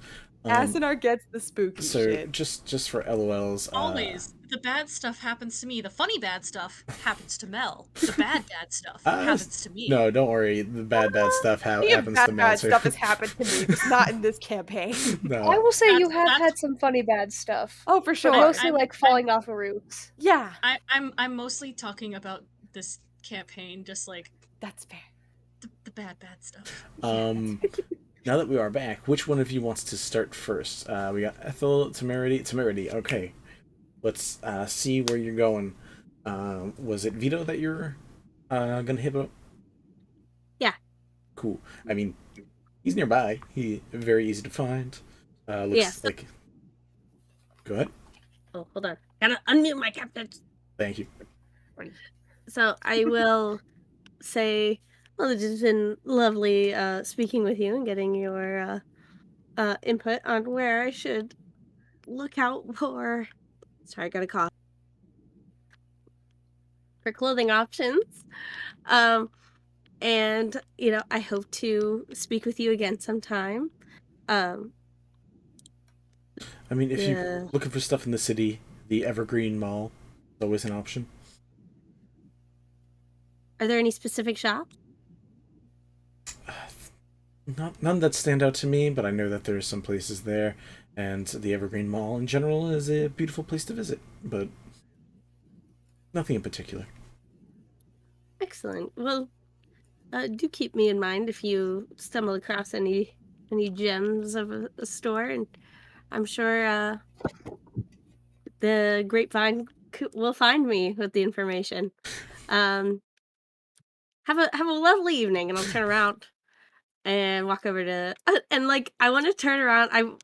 I'm like hoping that it's like her, Edric, and then Vito, so I can like turn around, walk like I'm going to Edric, and again swerve him because I'm an asshole. No, 100%. We'll say they're not too far from where they were last time, and that was kind of the setup before. There's a couple people between them, but you're able to, like, each of them are, like, talking to a single individual. So, like, Edric is talking to Ryulim, and then, like, Vito is talking to Mogan. So you're easily, like, you can, like, walk towards Edric and then just one more time. He looks... Does he seem annoyed? Yeah, this time, it seems like an old trick at this, like, the set you already did it to him, so, like, at this point, it doesn't seem like there's like an annoyance, but it's not like you didn't like greatly annoy him anymore. It's just like, yeah, fine, keep doing this shit. It's fine. Maybe I'll talk to him later. I don't know. So I'll walk up and be polite and wait for him to be not in the midst of conversation with Mogan. He, like, when you actually approach, he, like, takes a moment. Mogan looks at you and says, "Staying out of trouble?" Always. And just begins walking away. Vito shakes his head and says, "Nice to see you. You enjoying the party so far?" Well, hey there. It's been a while since I've seen you around. How are you doing? 24 hours, if that. Feels like forever. I'm doing all right. It's busy on my end. How's things been? How's Tricks? I've heard people say that. Is that correct? Tricks? I don't know. That's Vinny being like, I'm going to use a randomly colloquially used phrase for no reason. Oh. No. Yes. Oh, Tricks. No, this is Hex. He's my familiar. And I'll introduce Hex. He'll be like, "Hey, what's it to you?" Nice to meet you. It's a very lovely outfit you have on. Thanks, I picked it out myself.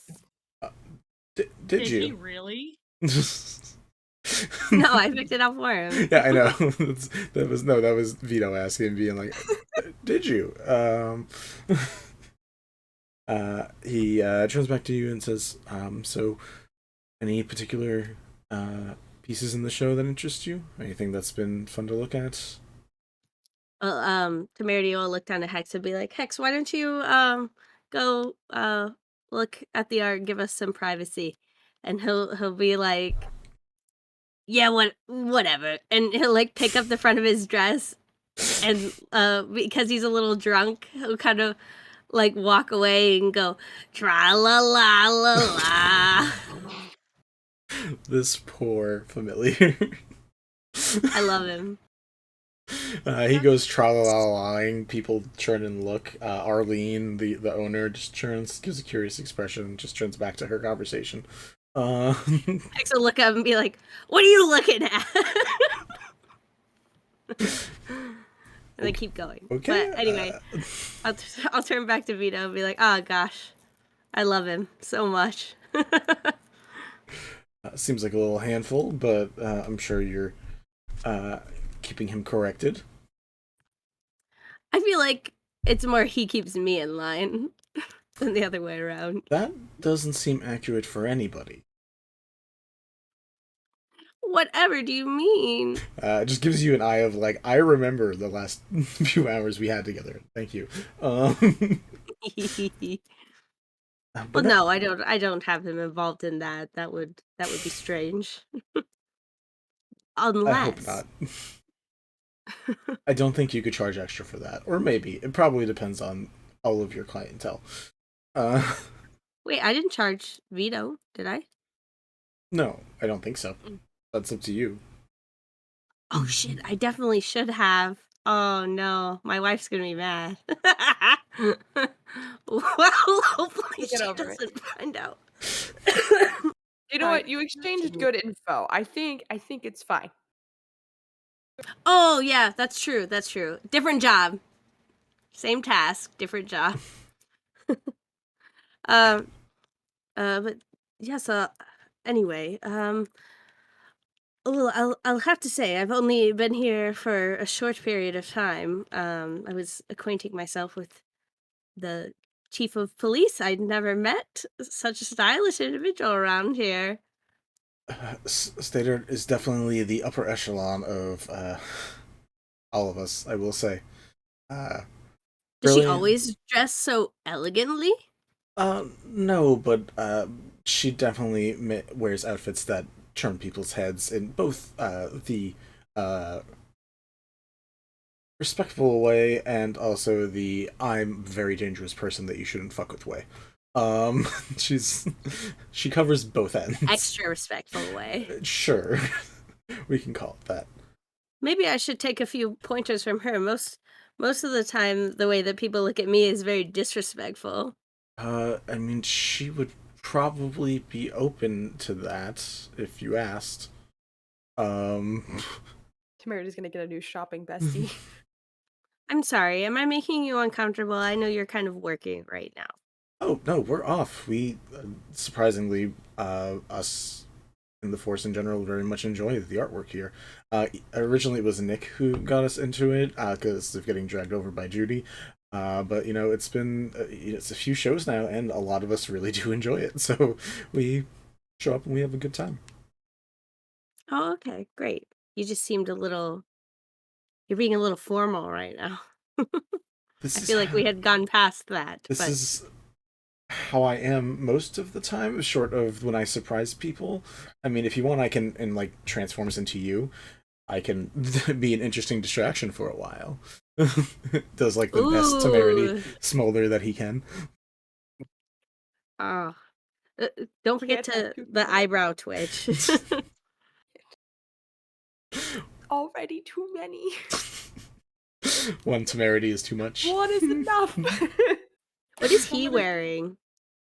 Someone just needs to look over and just like look at there being two Temerities and then look back down at their drink being like, what the fuck did I do? What is in this?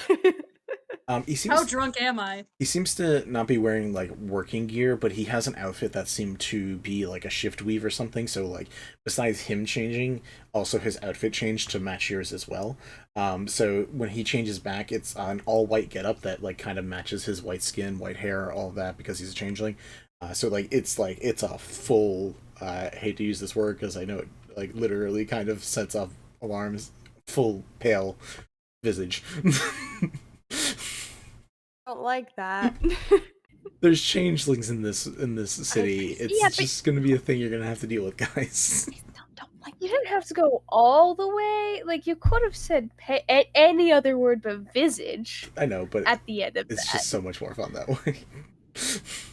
He likes to be mean to you guys. He's a masochist. No, that's not how it. That's a sadist. Thank you. Sadist. But yes, he right. He seems. He might also be a masochist, but that's not what we're debating here. I'm gonna get bullied in chat. I know this right now. Tune in for our OnlyFans D&D session where we describe more stuff about ourselves than you need to know. Anyways. I'm sorry. I'm sorry. Anyways, I'm always the one that shares too much fucking information. Vito looks, again, not a working outfit, but it's definitely like sharp, like angular, like full button up. Like it's still very formal, but it's like dressing out formal, not like going to work formal. Well, I have to say that your outfit is stunning as well, but it could just be the person inside of it. I mean, I love the way your outfit looks too, but I also like the way you look without it. Ooh! Oh, you really do know how to rile me up. That's what I like about you. Anyway. And we lost Mel. If He's on a roller coaster. Woo! If you don't want to be alone for a little while, he extends an arm. We could explore and see what art we like together. I'm not bidding on anything today because, as much as I appreciate the donations, they are out of my price range. But I would love that. Oh, you're so sweet. You hook arms, you get to go right by Edric again, just if you want to rub that a little more in his face as you two walk off. Is there a specific piece or any other people you want to explore? Is there a specific piece that you want to check out? If there was one. If not, we can just say y'all are walking around having a good convo. I want to look at the rock one. The one that is being hit by like the one drop of water. Yeah. Okay.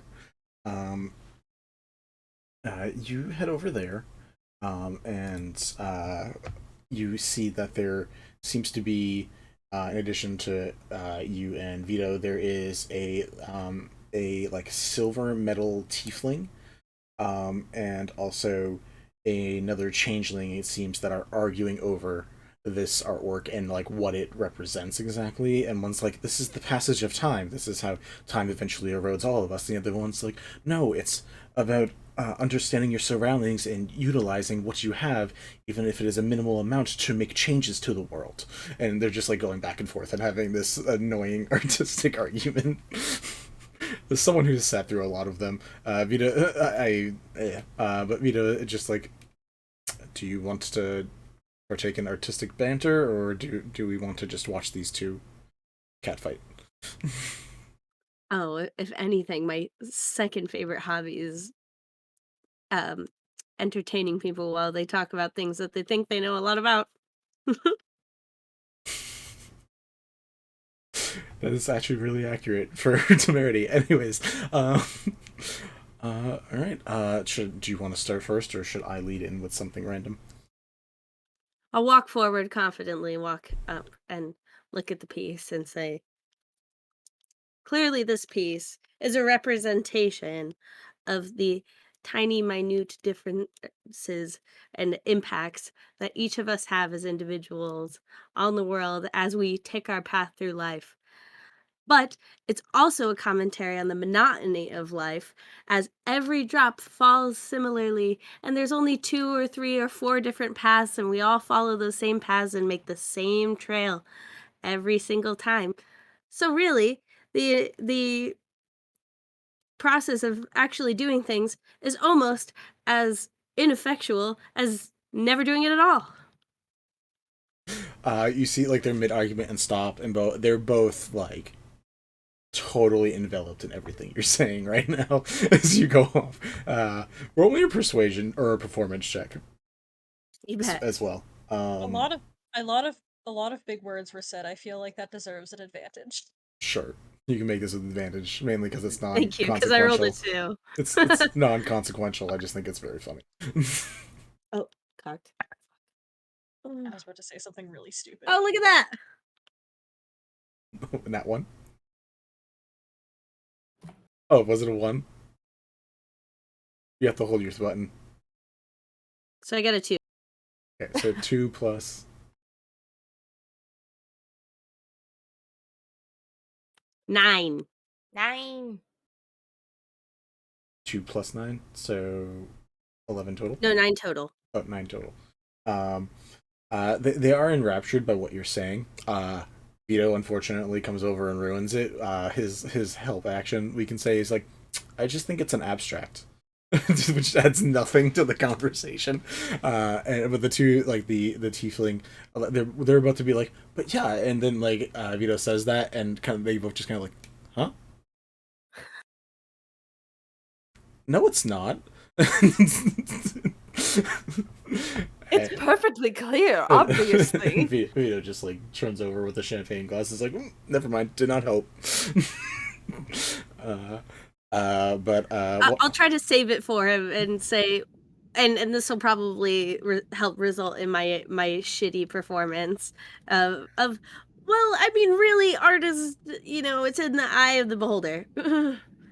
So I'll just back down off of what I said, and it's really cringy. The silvery skinned tiefling's like, beholders, ugly beasts. But that's very fair. I don't think I've seen you after this before. My name is Tungsten. What's yours? Tungsten. That's a great name. My name is Temerity. Nice to meet you. And this is my friend Vito.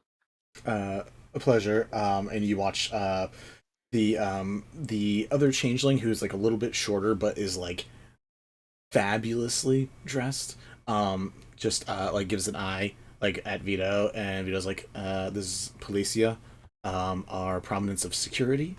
Policia? Your name is police in Spanish? I don't actually know if that's what this means. It's Palesa. I don't know if that's actually. Oh. Policia is Polica, right? Or CEA. Name for me one time. Policia, Palesa. Polisa. Okay.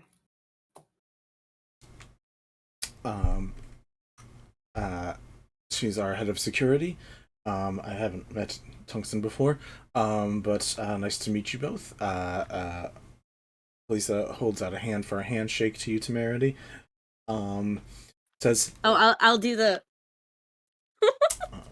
She gives a kiss. Dead fish. Yeah, she gives a kiss and says, "Your observation, very astute. A bit long-winded, but very astute.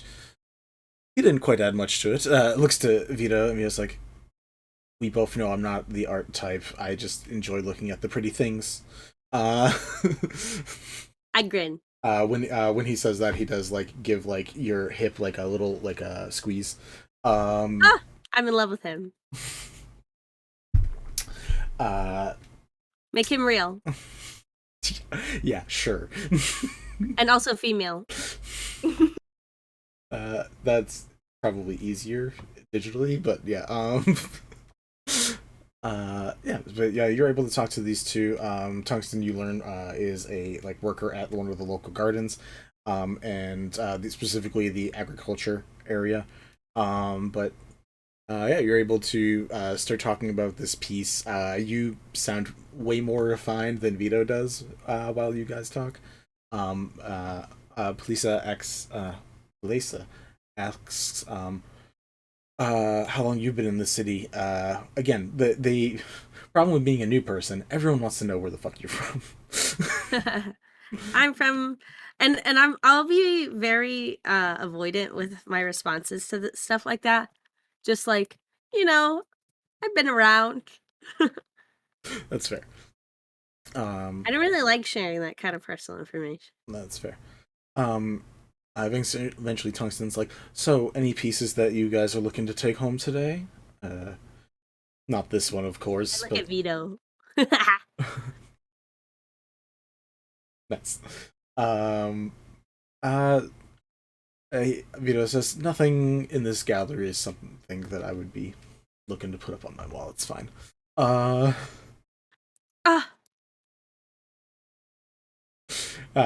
He just laughs. Alright, we're gonna leave, unless there's specific questions you want to ask any of them, we can leave you guys just having a good little flirt, a good little conversation. Yeah, I'm mostly just dicking around. That's why I wanted to go first. I'm not doing anything important. Cool. Ethel or Connie next? Okay. Connie. Me. Where are you going? So she's still sticking by Azaran, but she's keeping an eye out to see if there's a familiar Kenku around by the name of Ka Nevermore. Roll me a perception check. Okay. Let me pull up my character sheet like a smart person. Ooh, 17 on the die, plus perception is a 7, that's a 24. 24 is excellent. Looking around, you do see Ka. Ka does seem to be in a, looks like she came from work, is in business attire still, and is just walking around, checking out the artwork, very quick, obviously not paying actually attention to the artwork itself, is just very quickly looking at a piece, but as she's continuously walking along. So she's there, but she's not Does she seem on edge at all? With that high of a roll, I'll say that you notice that she is avoiding the part where Arlene or Martin, the two owners, she's specifically if she knows where they are, it's very Assassin's Creed. She goes around the way that she knows their eyesight is not hitting, and just going around that way. Just because you're sitting there not doing anything with Azaran, I'll say that you're able to watch this as she's ducking around, and she's not physically changing anything about her. She's just picking her steps very carefully. Right. So she'll excuse herself from the conversation with Azrin and just goes, I hope I was able to give you at least a little bit of a break tonight. Appreciate. Just give me a wave. Appreciate the break. Should be able to handle it, and honestly, I guess I have to talk to them for at least a few minutes, and like looks back to like the random people that are still gathered around his work, and it's like, wish me luck. Downs his champagne glass, puts it on flute, and puts it on a tray, and picks up another one and heads over. Yeah, you are free. You got this. And she's just gonna give him like a little shoulder pat and give him a little bardic inspiration. Because why not? That's fair. And I'm just gonna check that off. But yeah, she's gonna make her way over to Ka. And just kind of lean down and go, now what's a nosy little bird like you doing around these parts? You find her currently sitting in Lonnie's exhibit, the hologram of self, just currently walking in, doing like seeing the duplication of herself, just like shaking her head, taking a step out. You say that, and using parts of your, I'm not going to do a weird Kenku voice because that's too much work. That's fair. But she retranslates using parts of your words, and gives you eyes back and says, looking for potential problems, seeing worthless shitbags work, and seeing any prospective new candidates for my system. Your system. I'm a judge, yes.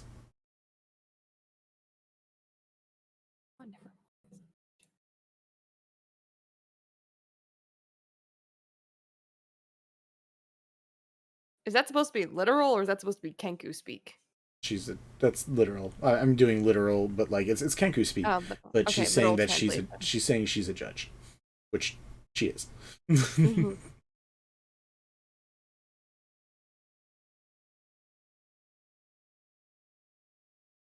So sorry for her system. For her system.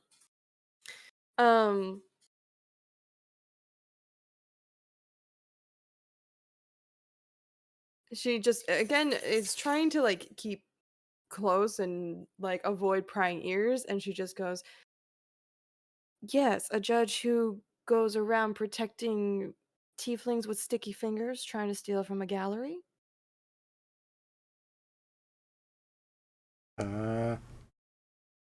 I just roll a d20 to see if you rattle her with that. Surprise knowledge drop. She just looks at you and says, I don't know what you're talking about.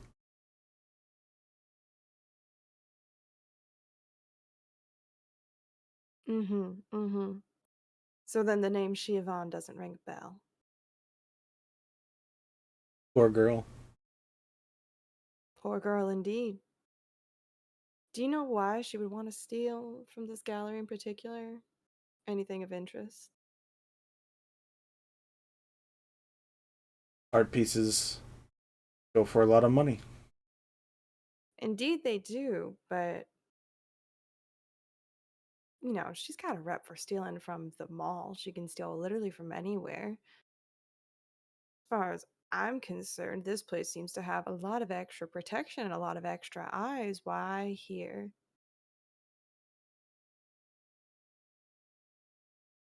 Stealing from the mall. Random item. 2 gold, 3 gold.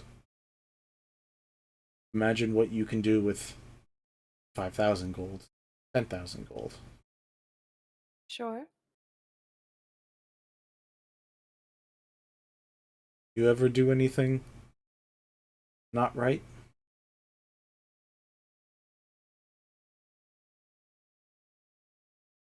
I've had my petty stints, but nothing that expensive. You ever do something wrong for a good reason? Or something good for the wrong reason? That's a very good question. Have you? That anyone can prove. Well, you can tell me and I won't tell a soul, right? I'm only asking because she's dead, Ka. And I have info that puts you with her at this gallery. It's the only reason I'm asking. I just want to find out what happened to her. Who has targets on her back? That's why I avoid the eyes and just like gestures back to where you saw her avoid Martin and from before. Artwork. Yeah, you do, but other eyes caught you. They only caught part of me.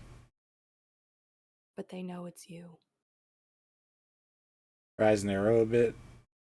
They know the owl. From what I saw, yeah. Who?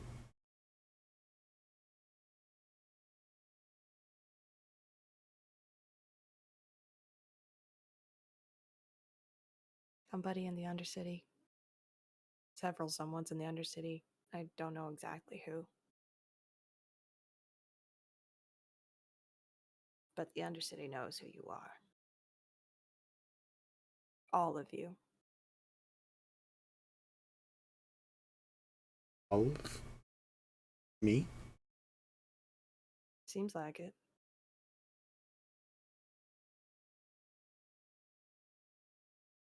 You can find dirt on just about anybody down there. Not a fan. And then her head tilts. Or am I? It's a double-edged sword, to be certain.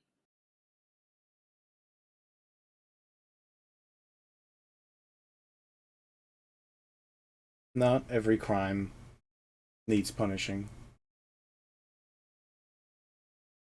Not Fair. every problem can be solved Also true. from a judge's booth. Also true.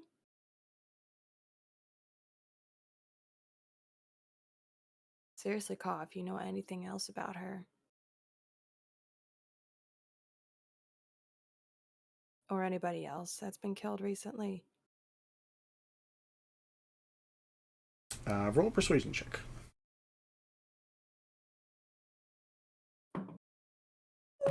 Ooh, that's an 18. What's my persuasion? 7. That's a 25. Fucking love being a bard.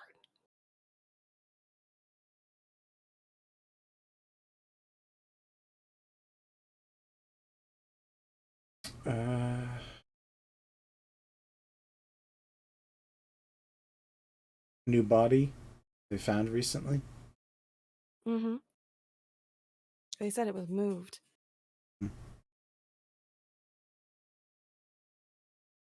Found it over in the... Got the words to my own things. In the Astor Institute.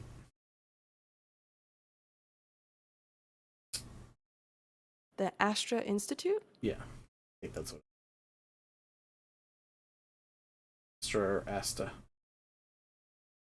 Hopefully not the Astor Institute. I would No. vomit. I will double check in a second. Go to the top of the list. Astra. I could totally see Institute. Astor making his own Make-A-Wish Foundation, but the only wish you can make is to meet your hero, Astor.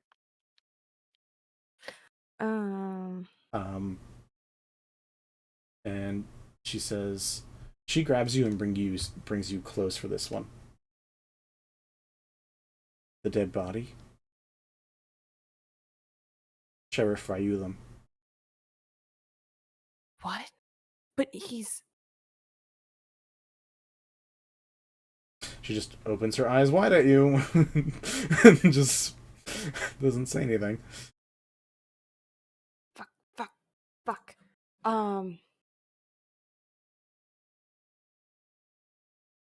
Connie is going to cast Sending to Ethel. Go ahead. Ryulam is also she. She's the bunny person. Oh, she. My mistake. Yeah. It wasn't the person that Temerity was just talking to. It was the person that Asunar was talking to beforehand. Okay. There's a lot of people. there's a lot of people. I just want to check. I have Raelium's That name one time I correct. was caught just dicking around. Yes. Okay. I'm like, wait, which one? Yeah. Oh, she's the one that who one. she's the one who caught you then, and the one that just talked to you at the beginning of the gallery. Yeah, I don't have her name in the NPC list.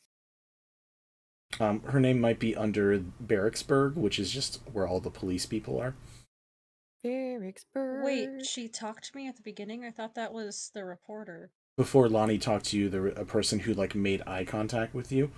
Oh, you guys didn't talk. She just made eye contact with you. Okay. My bad. At Barracksburg? I think that's what I called it. I don't know. I called some things weird things. What are you trying to find out? I'm just trying to spell her name correctly. Ryulim. Ryulam.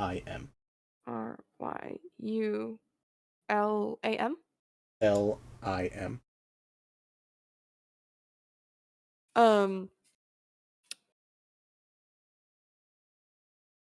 Yeah, so Connie's going to cast Sending to Ethel. I think I have. Oh no, wait.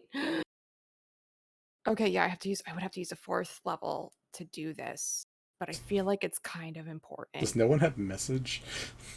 Oh, yeah, but doesn't message have to be? You have to be able to see them. Point your finger toward a creature within range and whisper a message to the target, and only the target hears the message and can reply in a whisper only that you can hear.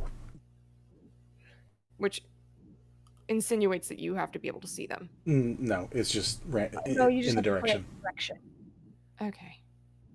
It doesn't say that you can see, and usually spells do say that if you have to see them. Correct. Okay. So,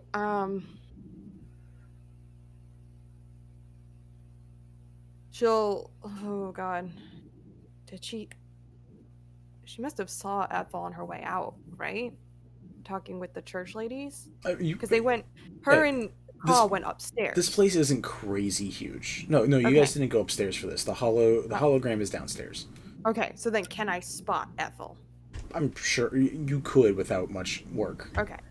So she's just going to very subtly like point towards Ethel and just kind of try to look contemplative as she whispers under her hand, "Watch out for Raelium. Watch out for Raelium. It's not who you think it is. Let the others know."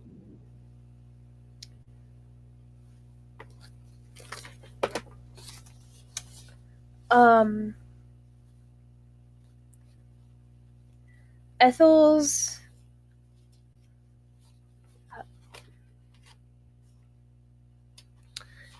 response is actually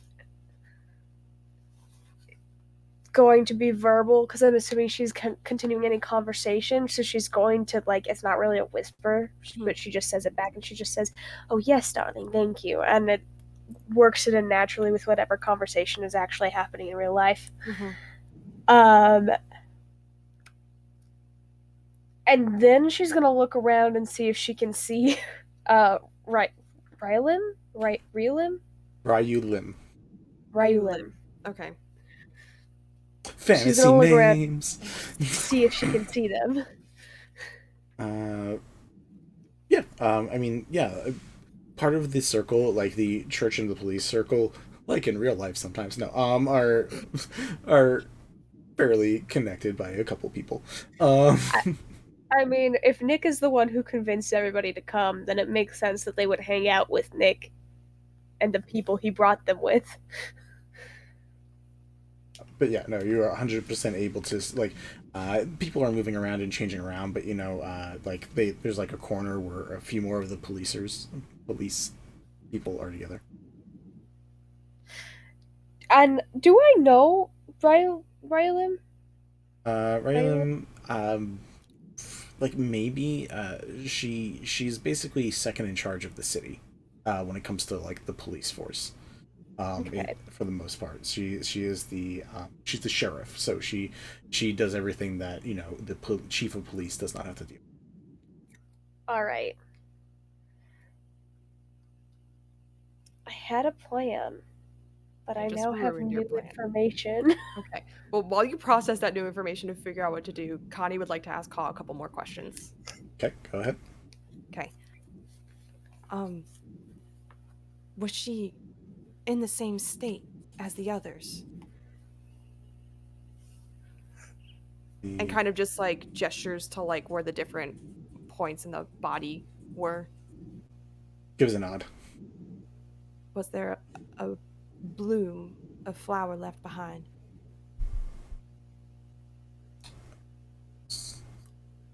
I don't remember a flower.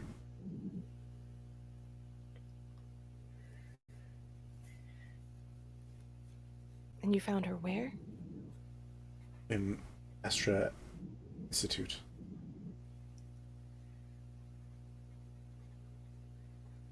Inside the Institute? Which building? Fuck. I need to not pick an exact spot. We'll say I tell you it, and then later I will give you an exact location.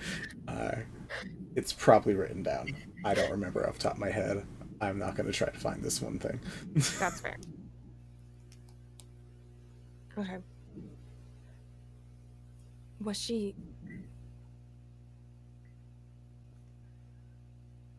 discarded?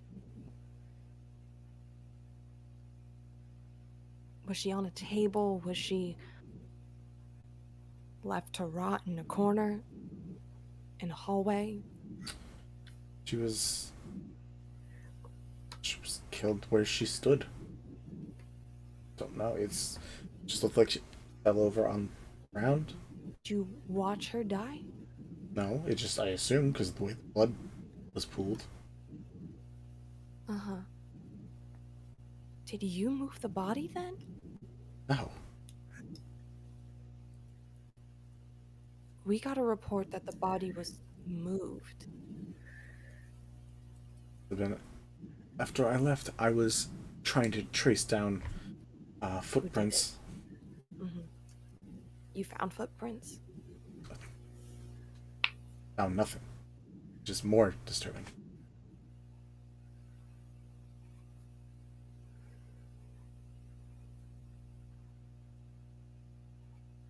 I'm gonna trust you, Ka, because quite frankly, this has me a little nervous about talking to any of the police right now. And now I feel pretty good about withholding some information, but those flowers, they have hidden writing on them.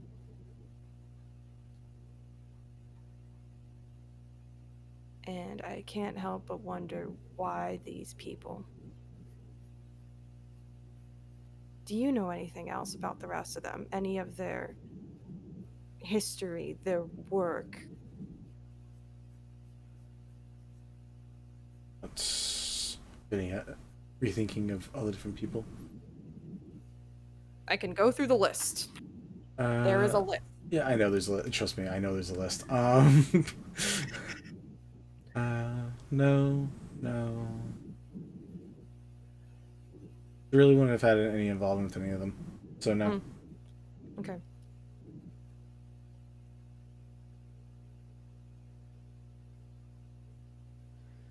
Giovanna in particular died in the same way. In the spa. Do you think it has anything to do with her robbing this gallery not too long ago? The people who would be angry about that would be the artists, owners, and just gestures back at Arlene and Martin and says, I think those old timers got much to do with it, and I don't remember the art pieces, so. You don't remember them? Anything at all? She stole a lot. Damn. How did you help her? I kept her out of jail. But why? There's gotta be a reason for it.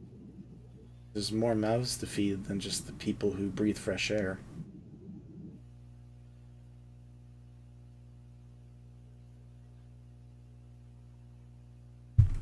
Have you been underground? I learned a very unfortunate fact about someone from my past, but once. Some people have fun down there. People thrive down there. Mhm. And people don't have a choice but to be down there.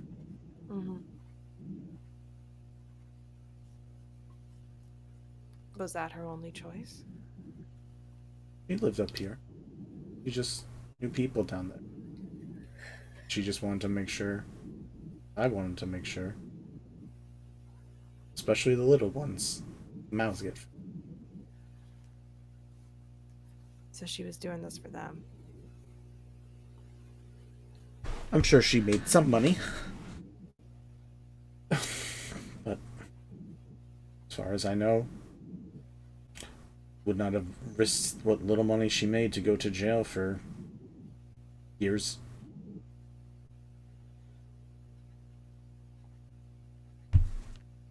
Art theft is no joke in this city.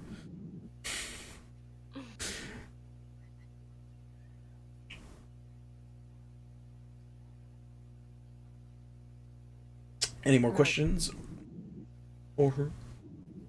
I'm thinking.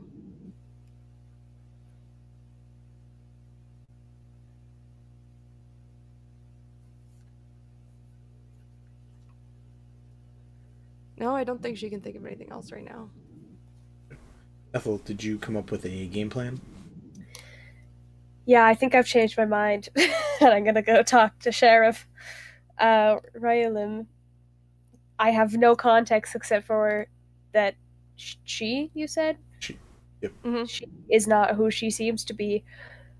So we're gonna find out what that means. She is a Harrigan / bunny folk, so big ol' flappity flop ears. She has some light armor on. Even though she doesn't seem to be like working, she seems to be comfortable in that. To be fair, I feel like most of Ethel's dresses are custom made to have armor built into them. That's fair. So, so she looks comfortable, be it a little stiff, but seems to be mainly watching the crowd, watching people. So Ethel is going to walk away with Walter to look in our piece, and she's just gonna tell him, well, darling, I received an unsettling message from Kanitae. Be on your guard. And then she's gonna go and talk to the sheriff. Unless Walter has commentary. Nope. He like starts rolling up his shoulders a bit as he's hit the shoulders of his sleeves a little bit, just as he's like crossing his arms to look at some artwork. That's it. Great, excellent. So she's gonna go talk to the sheriff and just be like, hello. It's been a while since we've seen each other. How are you doing? See if this person remembers meeting you. They don't. There's a look of no recognition and just like a nod and be like, "How are you?" I am well. Perhaps I should reintroduce myself. And she's gonna hold her hand out to shake, and she's gonna say, Ethel Moonshade. We've met before, but only every so often, as things go. Of course, no introduction needed. So sorry. I am Ryulin. You remember me, obviously, because you are here talking to me. Hi. Hello. Are you enjoying the gallery today?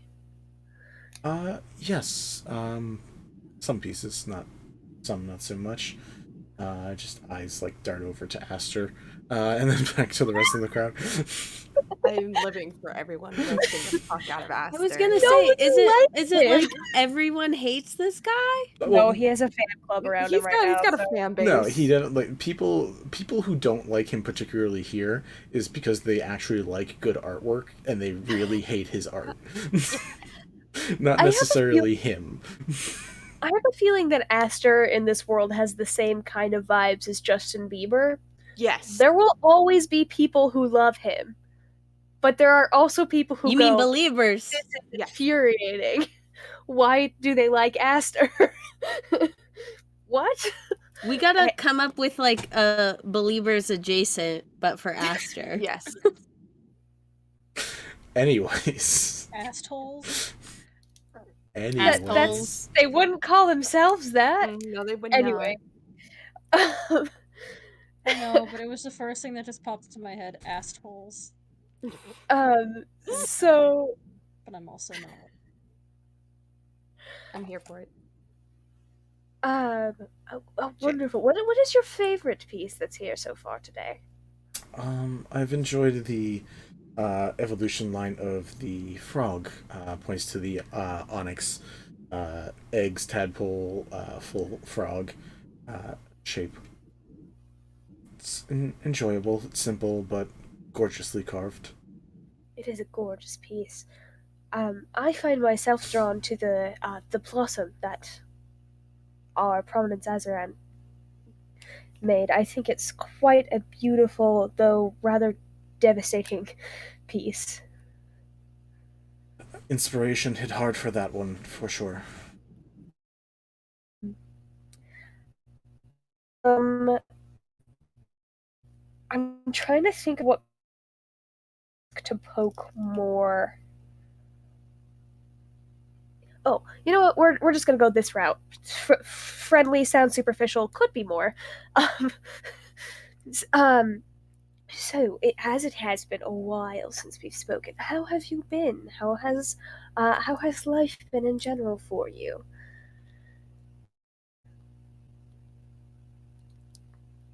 Not much to complain.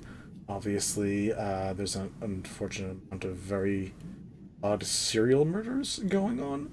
But you, are you wearing your collective badge emblem showing? I would probably only pull that out when I need it, so no. And disregard what she was going to continue saying. But yes, it's an unfortunate situation, but gestures to the random police force that's here and says, when we aren't spending a night out enjoying the arts, we are trying our hardest to solve it. Which we are forever grateful for.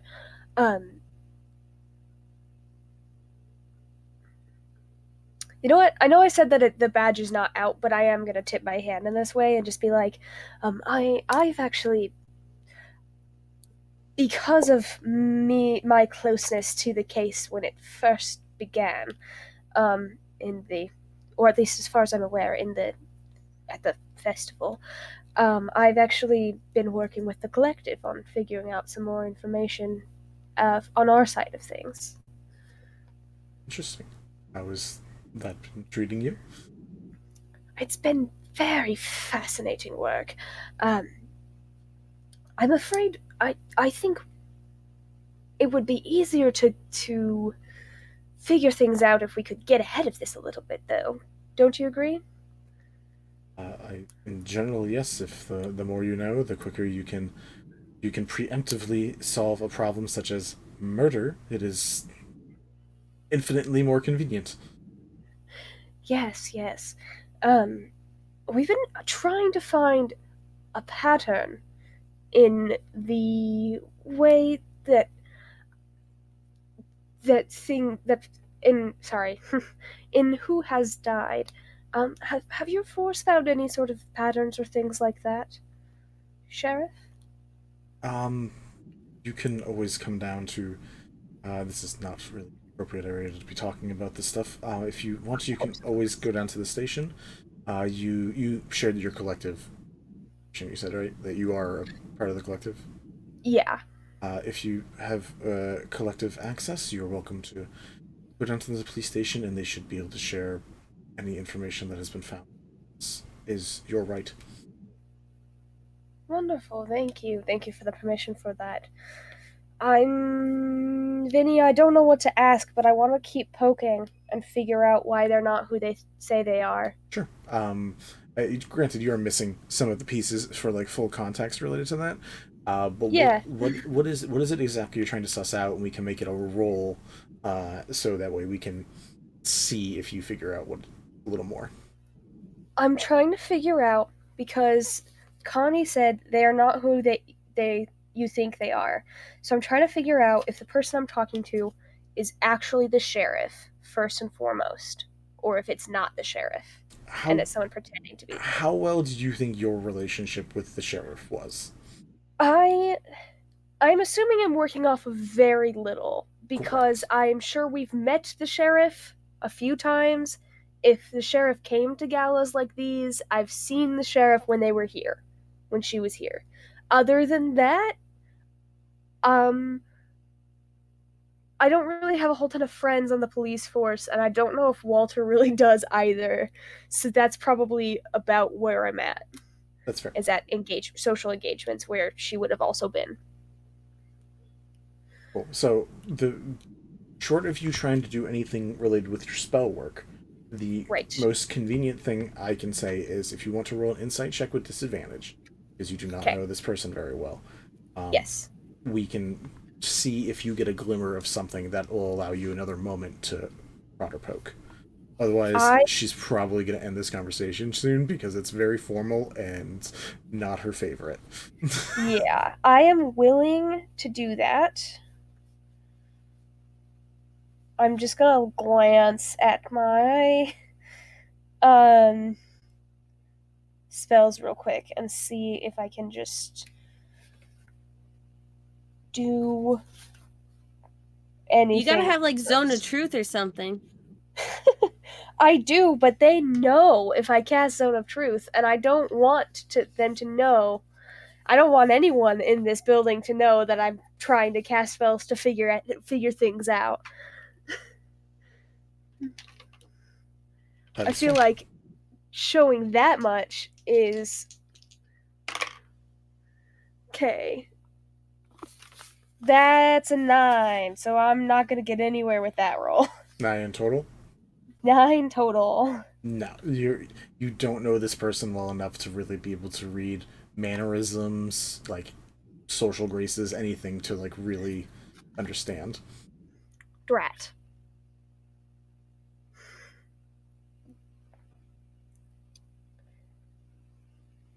How clingy is Judy to Nick? I'll say you know this. I mean, so the thing is, like, as much as you dislike Judy and probably don't like love Nick, they kind of do have that weird foil to what you and Walter have, where like they are another disgustingly cute couple, and they do like being around each other. So like you could probably pull one of them away, but like they enjoy their company together. So like if the girls walk off and want to do like a restroom bunch, like they maybe Nick will be by himself, or if the guys want to all go check out like the projector upstairs or something and make like funny like puppets with their hands, like there's always a chance you could find them separately, but it all depends on what you're trying to do. Okay, he's just the cop I know the best. Yep. And I don't know that I would love to talk to him because then Judy would know things. Temerity would say, ask Edric. He's got loose lips. Every time I've seen you interact with Edric, you've actively despised him. Yep. Yeah, he's a douche. This is also an opinion, not a fact. I beg to differ. While Ethel is sussing out Vainlam, could Connie also get in touch with Asunar and Temerity and let them know what's up? We can say you can send out messages to them, yeah. You send one out to Temerity, it reaches Temerity. I don't believe in a silence spell your message would reach Asunar. Oh, that's what's happening. All right. Great. So we're gonna go back to Asunar now. Fuck. Because it's been a little bit. So Lonnie's talking and like gesturing to the thing. No words are coming out, and they're looking at themselves confused and looking at you confused, and you watch their eyes just roll into the back of their heads. I need you to make a Constitution saving throw for me. Oh no. Ah!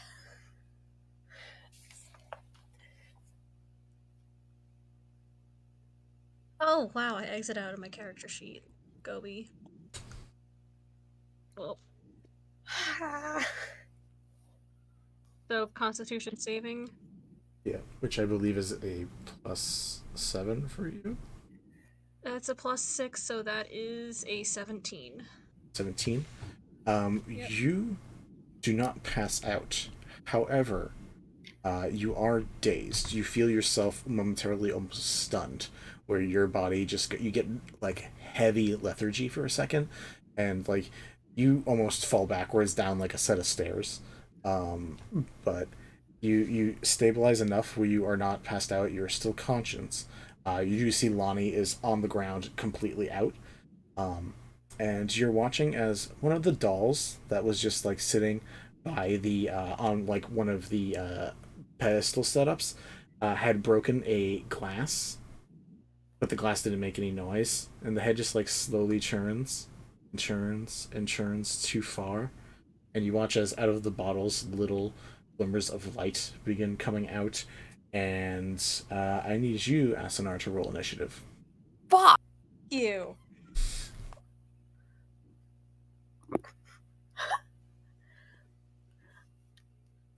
That's a fucking 5.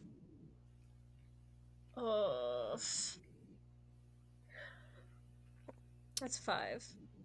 All right. One thing rolled worse, one thing rolled better. So this is going to be interesting. All right. Asunar, you watch as 3 little beads of light slowly get closer and closer to you, and then go against your skin and start trying to burn you. What is your AC? 16. All 3 miss. Fucking how? So you watch these things all try to like form electrical shocks against your body, but for whatever reason you don't feel them. It is your turn. You are dazed. You still have movement. So what you can do is you have disadvantage on attack rolls and ability checks right now. You can choose to either use your action, bonus action, or movement. You can only use one of the 3. Okay. Well, I'm gonna rage because that protects me a little more. Okay. So that is my bonus action. Okay. But you can only use one of the 3, so if you use your bonus action for that, you can't Yeah. use anything else. Yeah, that's what I'm gonna do. I'm gonna be safe, and that means I have my storm aura up. Hey. So that is a 10-foot radius. No, it's a 10-foot diameter, not radius, so 5-foot radius. Anything within 5 feet of you, which basically everything is about to be. When does that take off? When your turn begins, or when their turn comes up? When I start my rage. Cool. So what save do the And things have to make? They have to make a 14. Dex save or con save? Dex. Cool.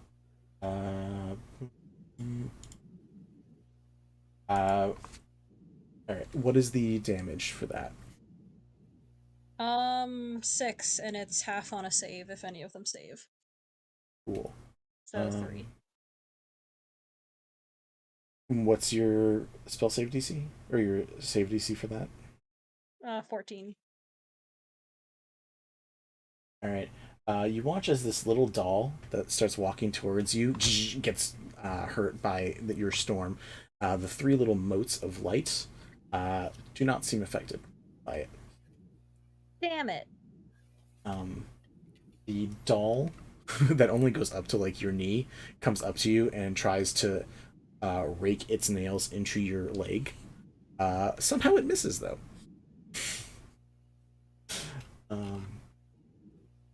Can I just like sidestep it? Or just like move my whatever leg they're going after, just like move it back. Basically, yeah. And you do watch, so here's some things that happen around you as like this turn progresses. One, there's other people up here, and they're like looking at things, and they're also realizing they can't talk, and then they're looking back and seeing this mayhem going on, and they're like going against the wall and trying to go back, and you watch half of them like begin passing out as well, and then a couple other ones are able to like stay conscious and start trying to like crawl their way down the stairs. Roll me a perception check as well for one other thing.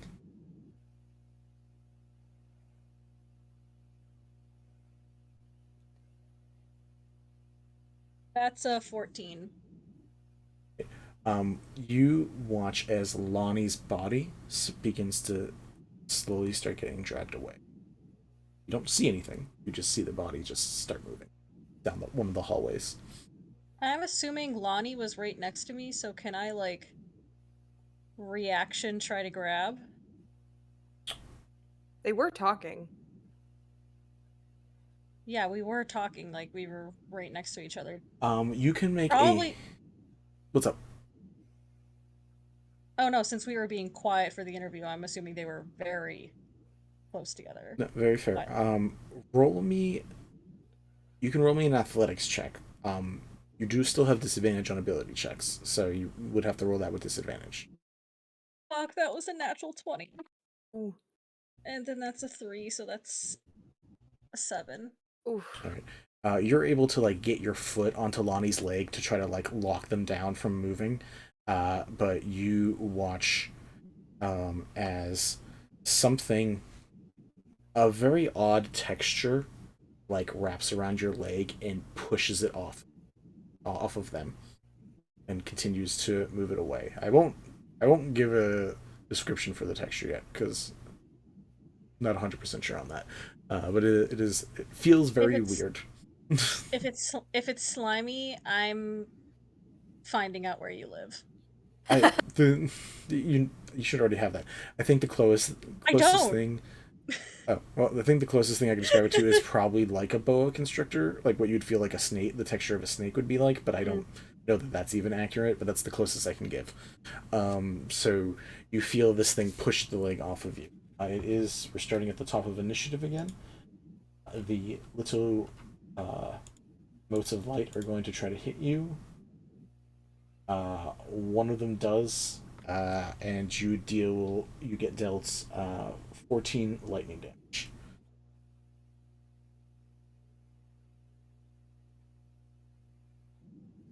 It is your turn again. Okay. So, most of my spells require vocal things, and plus I'm raging, so I can't use magic, so I'm gonna take my trident out and just fucking start swinging at these lights. Okay. Roll me some attacks. Okay. I only get one attack per action, so that is a 19 plus 7, 26. 100% hits. Alright, and that's a whole 10 damage. Plus... Cool. One of them looks pretty bad off, just from that one swing. Oh, and we also gotta do my storm thing with everything in the aura. So rolling that again, that's 3 for full damage, so I don't know if that's 2 or 1 for half damage. The doll fails. It's the only thing that currently takes damage from lightning. So that you watch this one. The doll grits its teeth against your leg. I don't look that. Yeah, it's not a great time. It is the doll's turn. It is going to try. Was your AC? What was your AC? 16. It hits. You take 8 psychic damage. And you are technically grappled by this thing. So it's just holding you by your legs at this moment. If you care enough that you want to try moving at some point, you can get out of the grapple. You so choose. It's just my legs. My arms are free. Correct. You have no movement, but you still have everything else. But you have disadvantage on most actions at the moment. Alright, well, this little bitch is just gonna keep getting electrocuted, I guess. Yeah. You watch as Lonnie's body gets put up against where the projections were going, where all like the projection little puppets keep going back and forth and back and forth, and you watch as you saw before as actually you did not see it. This will be your first time seeing it. You watch as 7 holes get put into Lonnie's body, and body drops to the floor. You don't see where the pieces go, which it should be like a slightly concerning part. You do see a fresh flower is now grown from the center of Lonnie's chest. Asunar just screams even though no sound is coming out. Like, she is pissed. That's fair. That goes on. The little motes of light are going to go one more time. Boom, boom, boom. 1 hits. You take 10 more lightning damage from one of the motes. Only one ever seems to be hitting. It is now your turn again. Alright. So, I should technically be doing my aura at the beginning of my turn, so I'm gonna roll for that right now. For the doll, that is another 3. It's bad at dex, so it does keep failing that. That makes you feel any better. Alright. And now I'm gonna take my trident and just start stabbing at the doll. Okay. That is a dirty 20. That hits. Alright, and that is 7 damage. This doll looks pretty hurt. It's not like incredibly damaged, but pretty darn damaged from like the 3 shocks and thing. You currently basically have 2 things that are lower than half health, 1 light molt and 1 in the doll, and then 2 other things that are at full health right now. The doll is going to go. And it rolled a nat 1. So I'm just going to say you escaped the grapple with that nat 1.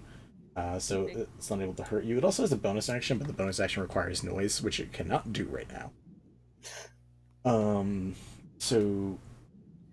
As the body drops, you watch as... what was your perception earlier? 15? Roll me a new perception check, just because I'm not sure what it was before.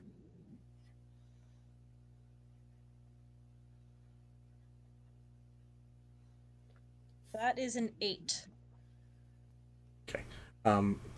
There is something similar to the like static orb that like you can put your fingers on and you see where the lightning goes. You see some of your lightning shoot off onto something that seems to be going down the stairs behind you, but you aren't able to see any specific part of the shape. Fuck that. I don't like that. The lightning motes all miss you. It is your turn once more.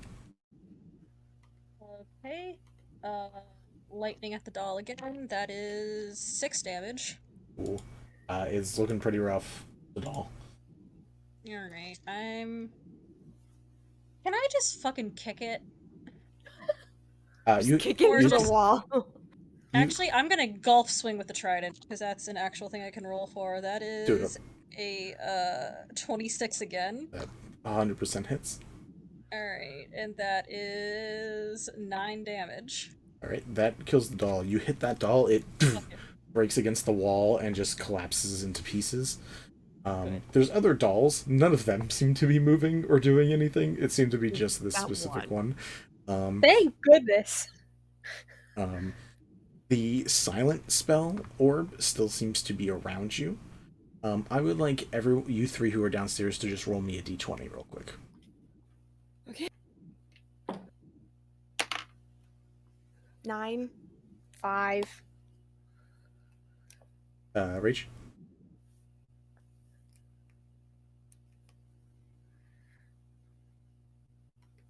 Please, please. So 20.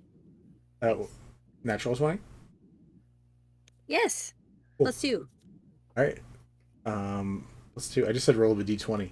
He just said to roll the d20 flat. Yeah, just a flat. Oh, sorry. So natural 20. Nice. Temerity, you and Vito, as you're walking around, hit a random spot where you 2 are talking and no noise is coming out. Like, you are talking to each other, like, full conversation. You can't hear anything else going on in the room. This is just from you guys exploring, where you just now are in a spot where no noise is happening. And Vito's looking at you, like, trying to say something, and is looking around confused. Okay, I'll try to say something. And this happened before with when the Stampede was around and we were talking to them.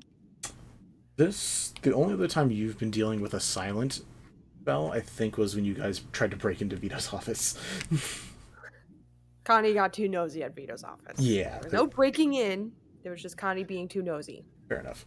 I don't think there was a silent spell around when you were dealing with the Stampede. The only thing that happened can I, was like... I couldn't hear their name. Yeah. Right.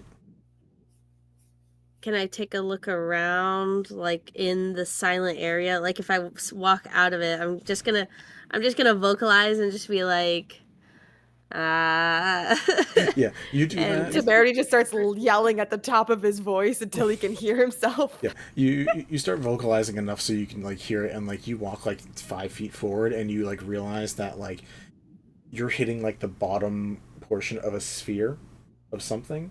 Like, you go back and forth, and you're able to, like, triangulate, be like, okay, this is where it stops, this is where it starts. If you'd like to, like, roll me... I'll let you choose the check, if you can make it relevant, to figure out how, like, to see if you can figure out where this is coming from. If you think you can do that. Or you can just message one of your buddies and ask them about this shit, too. It's up to you. I want to try to figure it out. Cool. What kind of check do you want?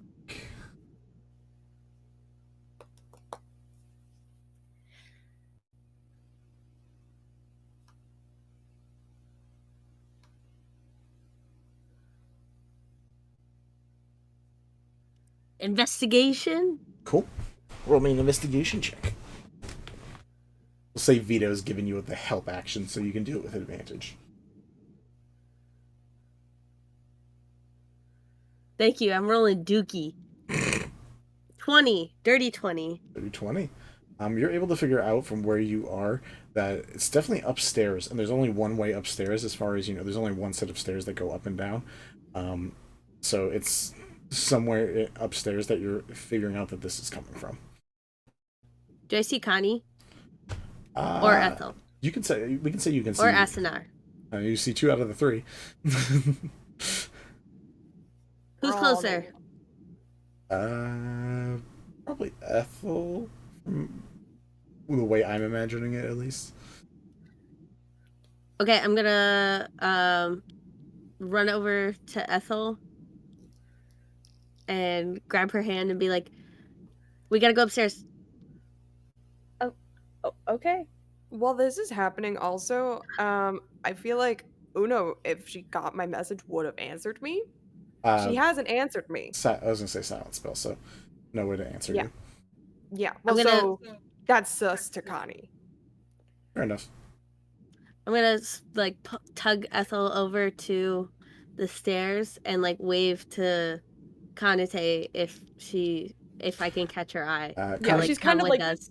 Probably peering up and looking around for Asunar, being like, "Why the fuck isn't she answering me?" Sees Temerity and just like walks over to him immediately and just goes, "Have you guys seen Una?" Upstairs. I ran into a silent bubble, and it's coming from upstairs. And Connie just books it upstairs. Yeah, we're going upstairs. We're gonna do one more round before you guys can arrive. So finish this off. Lights. Oh, I'm frozen. Whoops. Oop. Okay, or you can leave and come back if you want. Oh no, the rest of you aren't frozen, so I'm just gonna deal. So you take 7 damage from one of the light motes. It is your turn now, Asunar. Hold on, I'm doing the 7 damage. Oh, I am at half health right now. Okay, so... Oh no, my lightning thing doesn't fucking work on them, so why did I roll that? Alright. Do they count as 3 separate things, or because you're rolling for them at the same time? They are 3 separate things. Damn it! So I can't just try and hit all 3 in a line. No. Yeah, you have use of your action, bonus action, or movement, and you can only attack one thing. Because if you only have one attack action.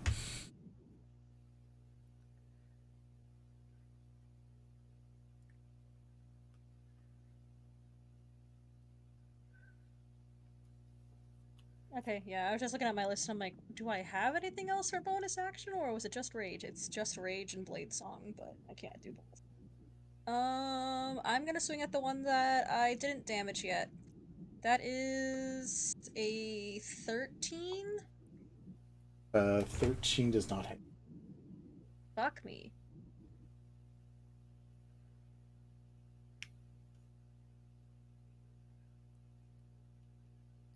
All right, I'd like you 3 to roll me initiative.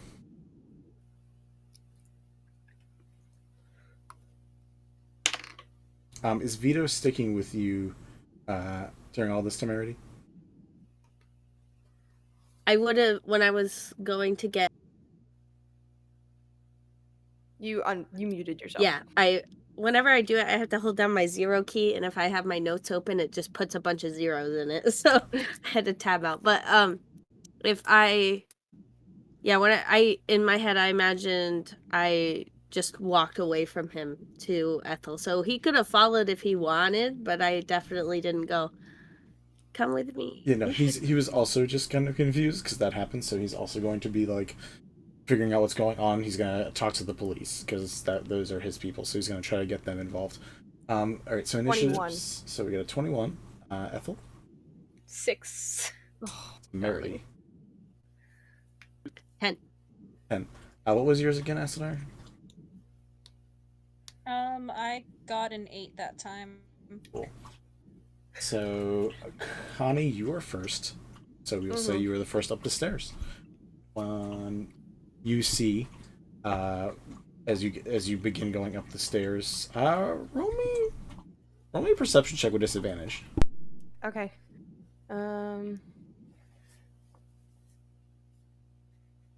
Dice, please be good to me. Come on. 6 plus 7, 13. So minuscule you don't notice it, unfortunately, but something brushes past you, but you also see up top Asunar is currently having these little motes of lightning all around her, but you literally don't notice it. I'm describing it so you, the player, knows, but you do not notice this thing passing by you.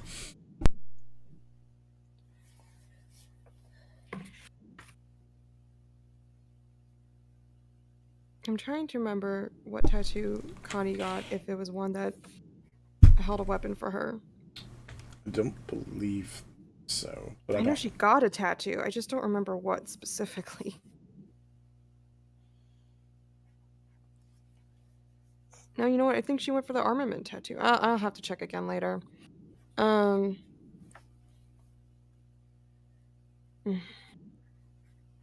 You see Asunar upstairs getting hurt. Doesn't seem to be moving. Seems to be stunned. You can't hear anything. What are you doing? Yep.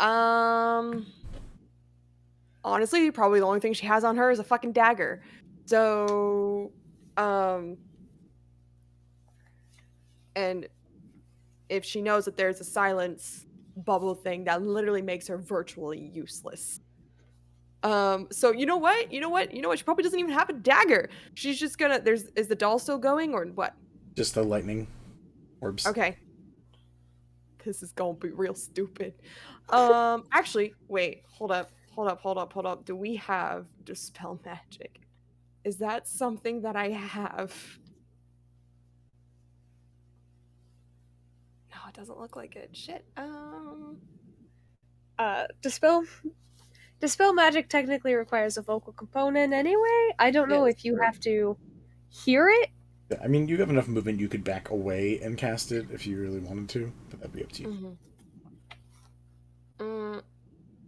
Nope, she does not have that. Okay, yeah. So she's just gonna run into the fray and try to like stomp on one of the orbs. Cool. Roll me a dex or strength attack. It would be an unarmed strike, right? Yeah, if you have stats for unarmed strike, do that. I do, yeah. Show your monk side again. There's a 25. It does 4 damage. That hits. You do watch one of the lightning orbs just you finish it off the last little bit that it had. Great. Which is just really funny. I hate that. I love it, but I hate it. Cool. Next up are the 2. Actually, let me see if they pass. Nope. Alright, these 2 are going to be making attacks with disadvantage now.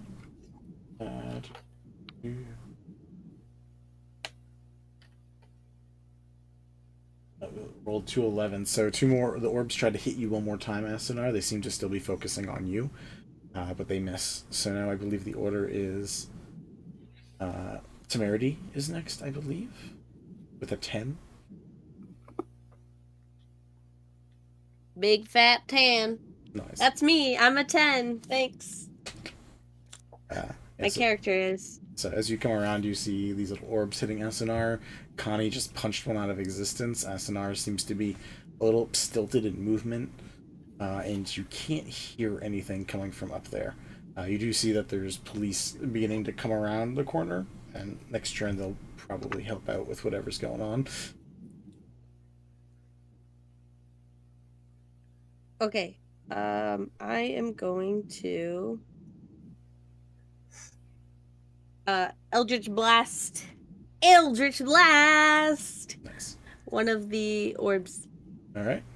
Are you standing within the bubble? I mean, you can choose not to. Like, you can be far enough down to use. Matcha doesn't like that we're fighting. Bork, bork. Bork, bork. All right. Roll me 2 attacky attacks. I get 2?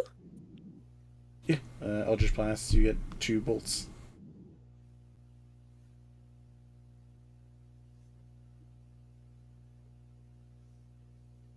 One's a 16? 16 does not hit. Bitch. The other one was a 21. Yeah, that hits. Woo! It doesn't say how much damage that does. Hold on. It should be on my other page.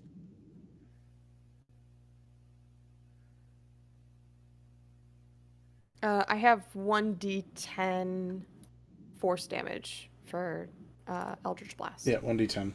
Yeah, I had to know my plus. It's a 12.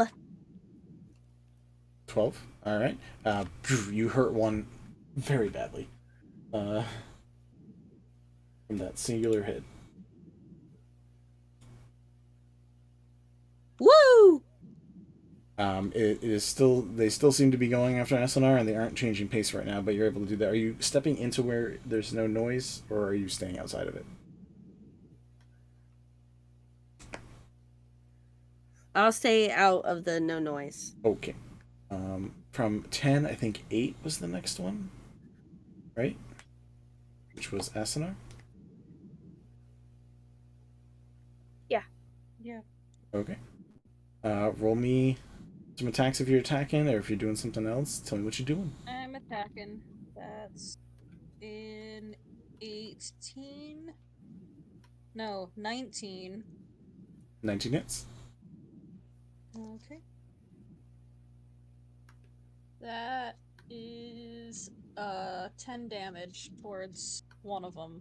Cool. If you're hitting the same one as Temerity, and we will just say you are, you watch as that one dissipates out of existence.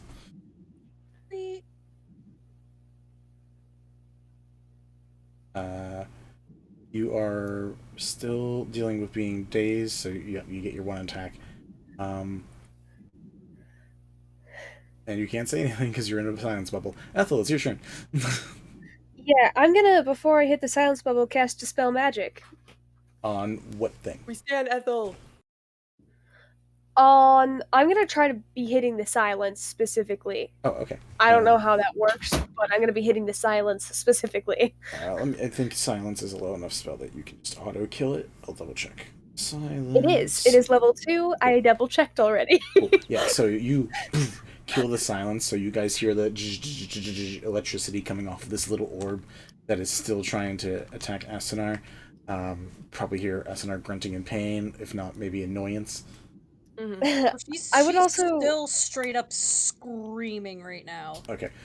You are also watching as people are like clambering down the stairs past both the lightning orb and also Asanar's aura, as people who like had some movement are just like crawling down the stairs, crying out in pain.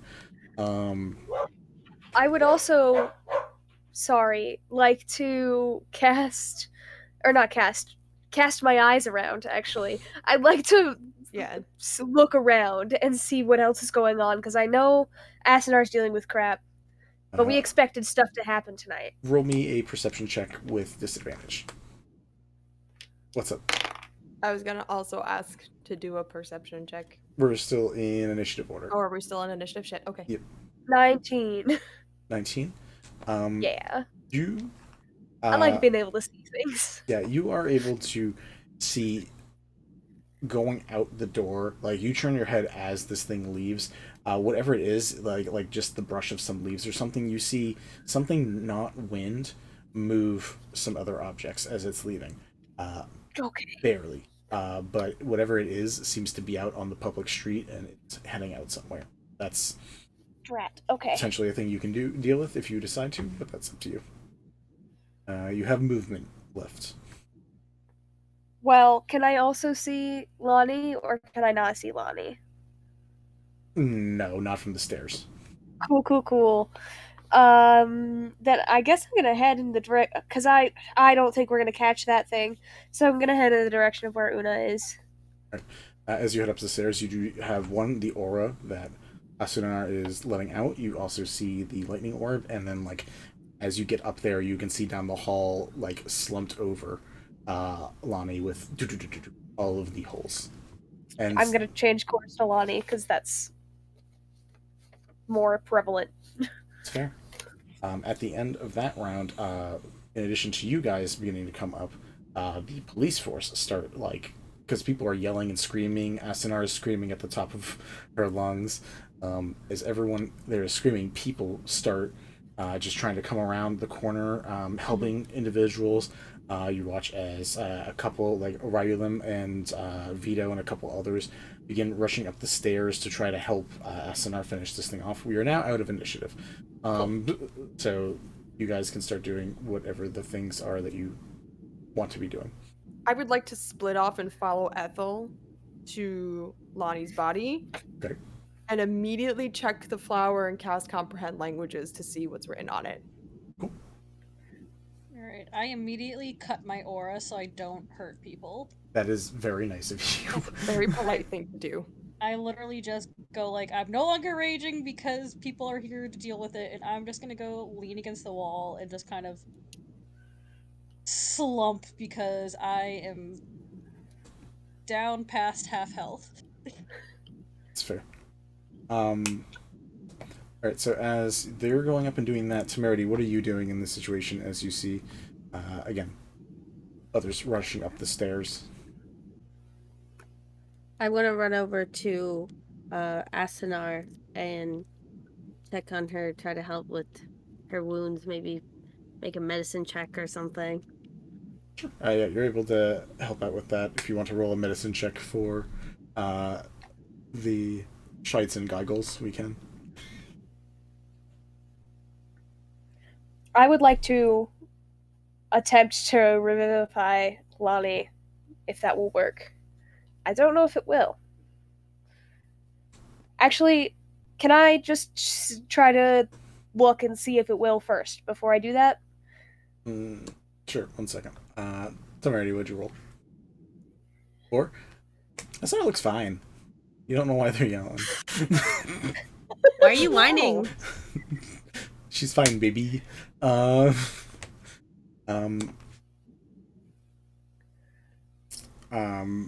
me medicine check, Ethel. You think that the body can be recovered the way it is? Yeah, I would like to do that. I also don't remember if Revivify has any limiters when it comes to that. It has to be within a minute of the person dying. I know that, but I'm curious about... I don't remember it ever saying... If you're ravaged beyond comprehension, do you still not get revivified? Let's find out, shall we? It can't restore missing body parts, which could cause issues. Yeah, okay, cool. I'm gonna say... Tell me your roll, but the roll's not gonna matter. It's 16. Cool. Yeah, there are 7 giant, like, 3-inch, like, foot-long holes in this person's body.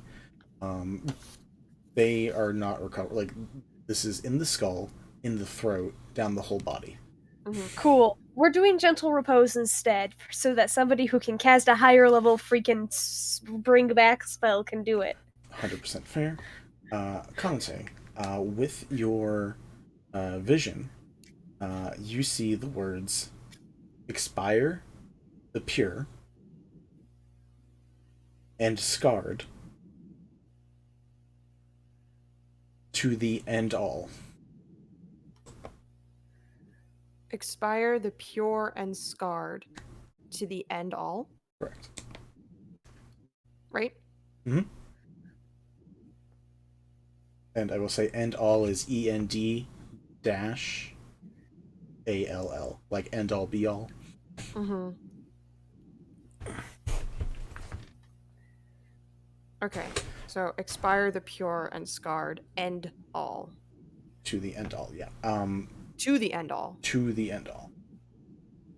The word expire, pure, and scarred are all capitalized.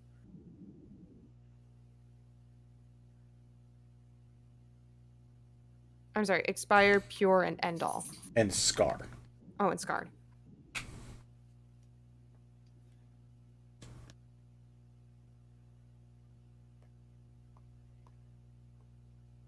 Okay.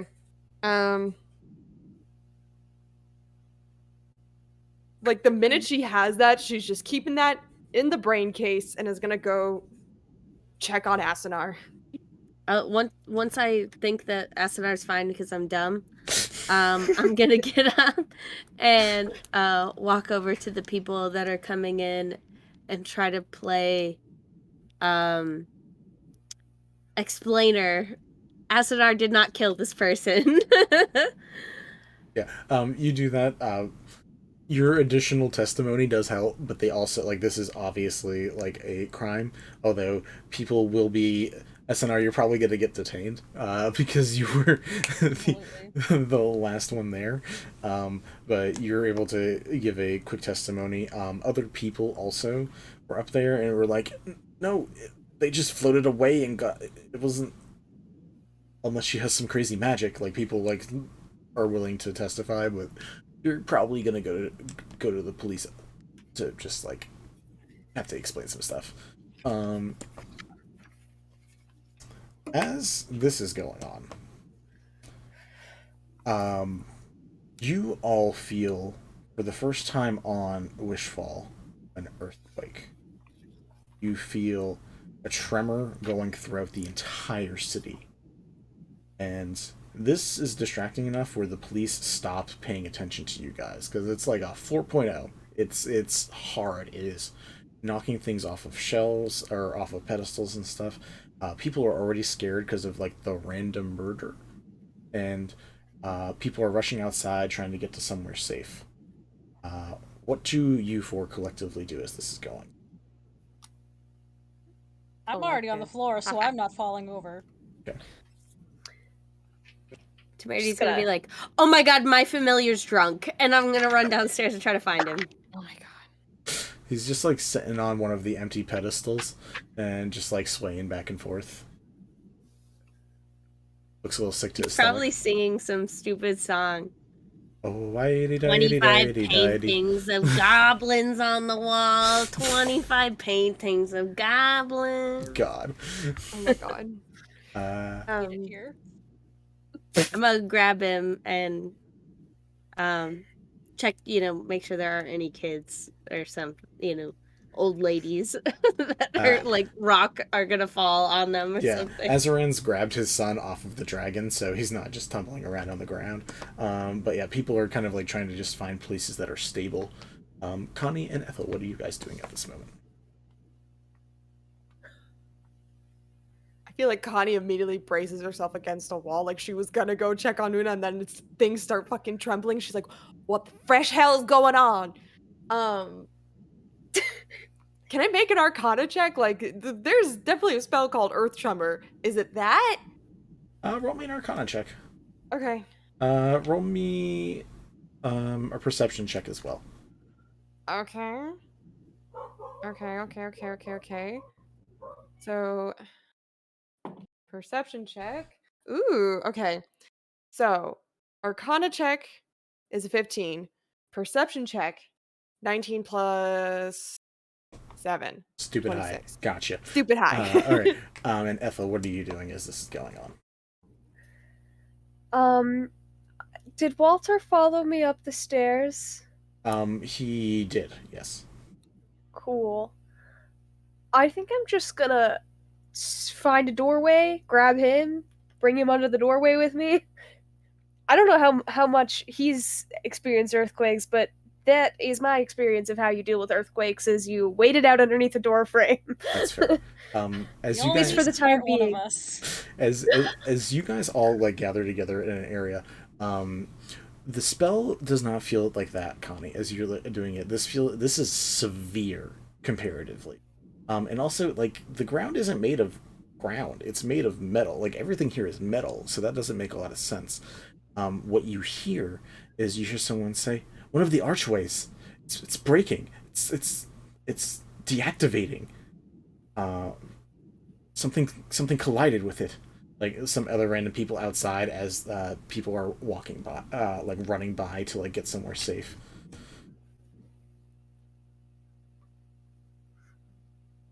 We're gonna fall from the fucking sky, aren't we? Sorry. The archways that bring us back to the ground? That's what it sounds like, yeah. Fuck. That's really bad. So we're stuck? No, not necessarily. Only one of the archways is broken. Okay. Yeah. But who's to say they're not going to target the rest of them? We could be stuck on a space city with a serial killer. Oh, wait. Joyous night. We collided with something? No, is it also what people are saying? Something or collided with the it. archway. Yeah. It's up to you guys. If you guys want to have me end with like an epilogue here, we can stop right here. If you guys plan on going and checking that out or doing something else, you guys have like this last opportunity to do so. I mean, I want to know what happened to the archway. Are you going to actively check it out, or are you waiting here? I think we're going to go check it out, personally. Is Una going to be stopped if she comes with us? They're dealing with an earthquake right now. I think they're a little preoccupied, so I think this is as good of time as any to just like slip out the door, figure out what Una's gonna tell the cops, and then let her go to the cops.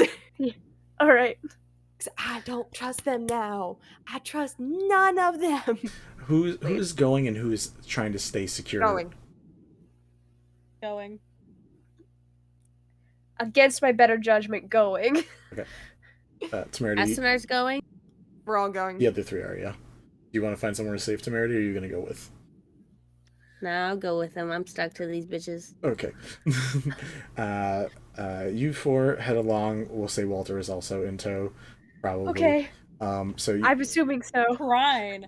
Where's Trine in all of this? Yeah, where did Trine go? That's a great question.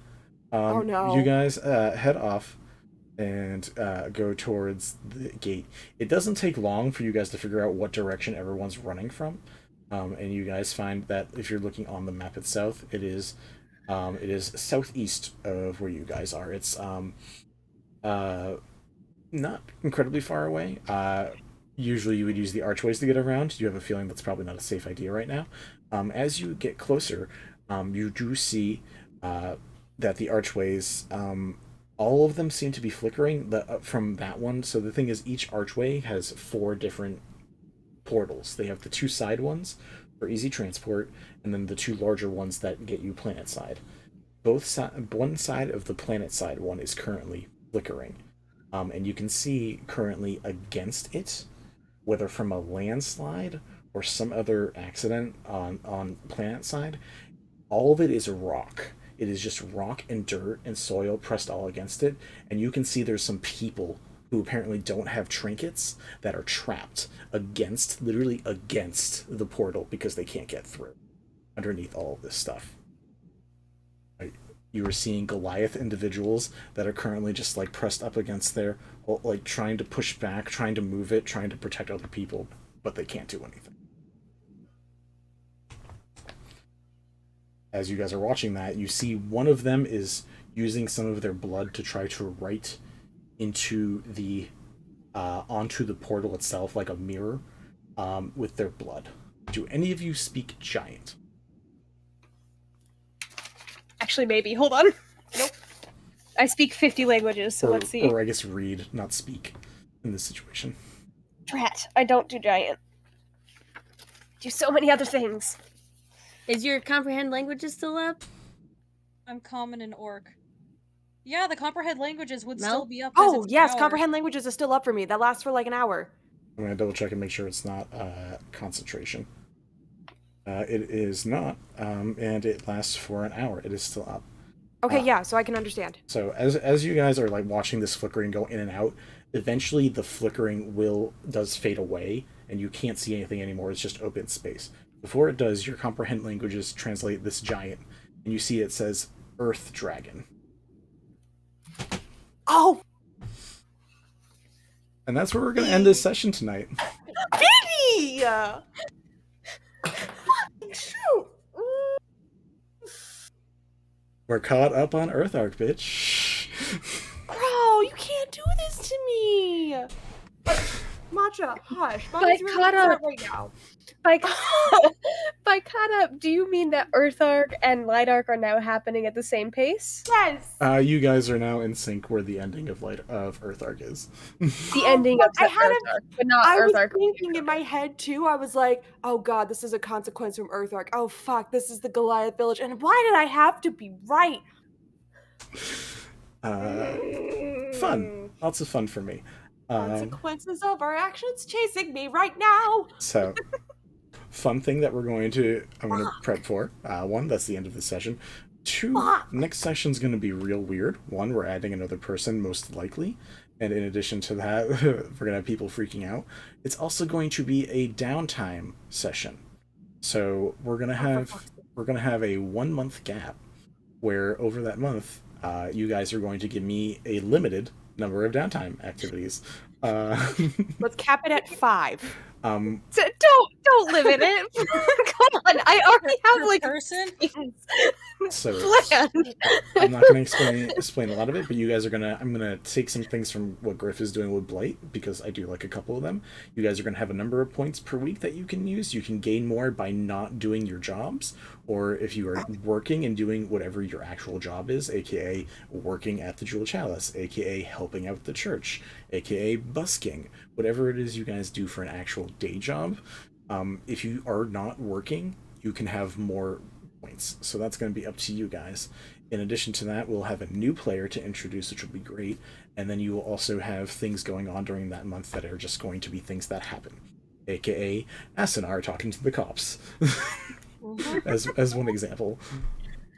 AKA Asunar can't talk her way out of a situation, so Asunar gets arrested, more like it. And the last final bit of news I will share before we sign off for the night is that eventually you guys do get back together at Trine and try and share some extra piece of information tonight. Lonnie wasn't the only person who died at the gallery. Judy's husband, Nick. No! Oh, look, I don't like Judy and I don't like Nick, but that makes me really sad. Fuck. We'll see you guys next week, where I believe we're going to have a bunch of people and a lot of weird things going on, and yeah, we're going to sign off so people can yell at me for a couple minutes. It was great having you guys here. Do me a favor, and if you're interested, you can go and check out the Vault of the Ivory Queen. If someone wants to be nice and share I'll that. fucking do it, you bastard. And then we're going to find... Also, thank you to the people who contributed to the points for the giveaway for that book. It's very exciting. We're all very excited. Yeah. Can't you tell by the energy that's currently in this room right now? I'm currently pretty mad, but we're very excited about the Kickstarter. Please go check it out. Oh, what does this have to do with the other arcs? We're going to pass you guys off over to Total Party Chill, who are also playing some D&D nonsense. So thank you very much for coming. Stay safe, stay respectful, and we will see you next week.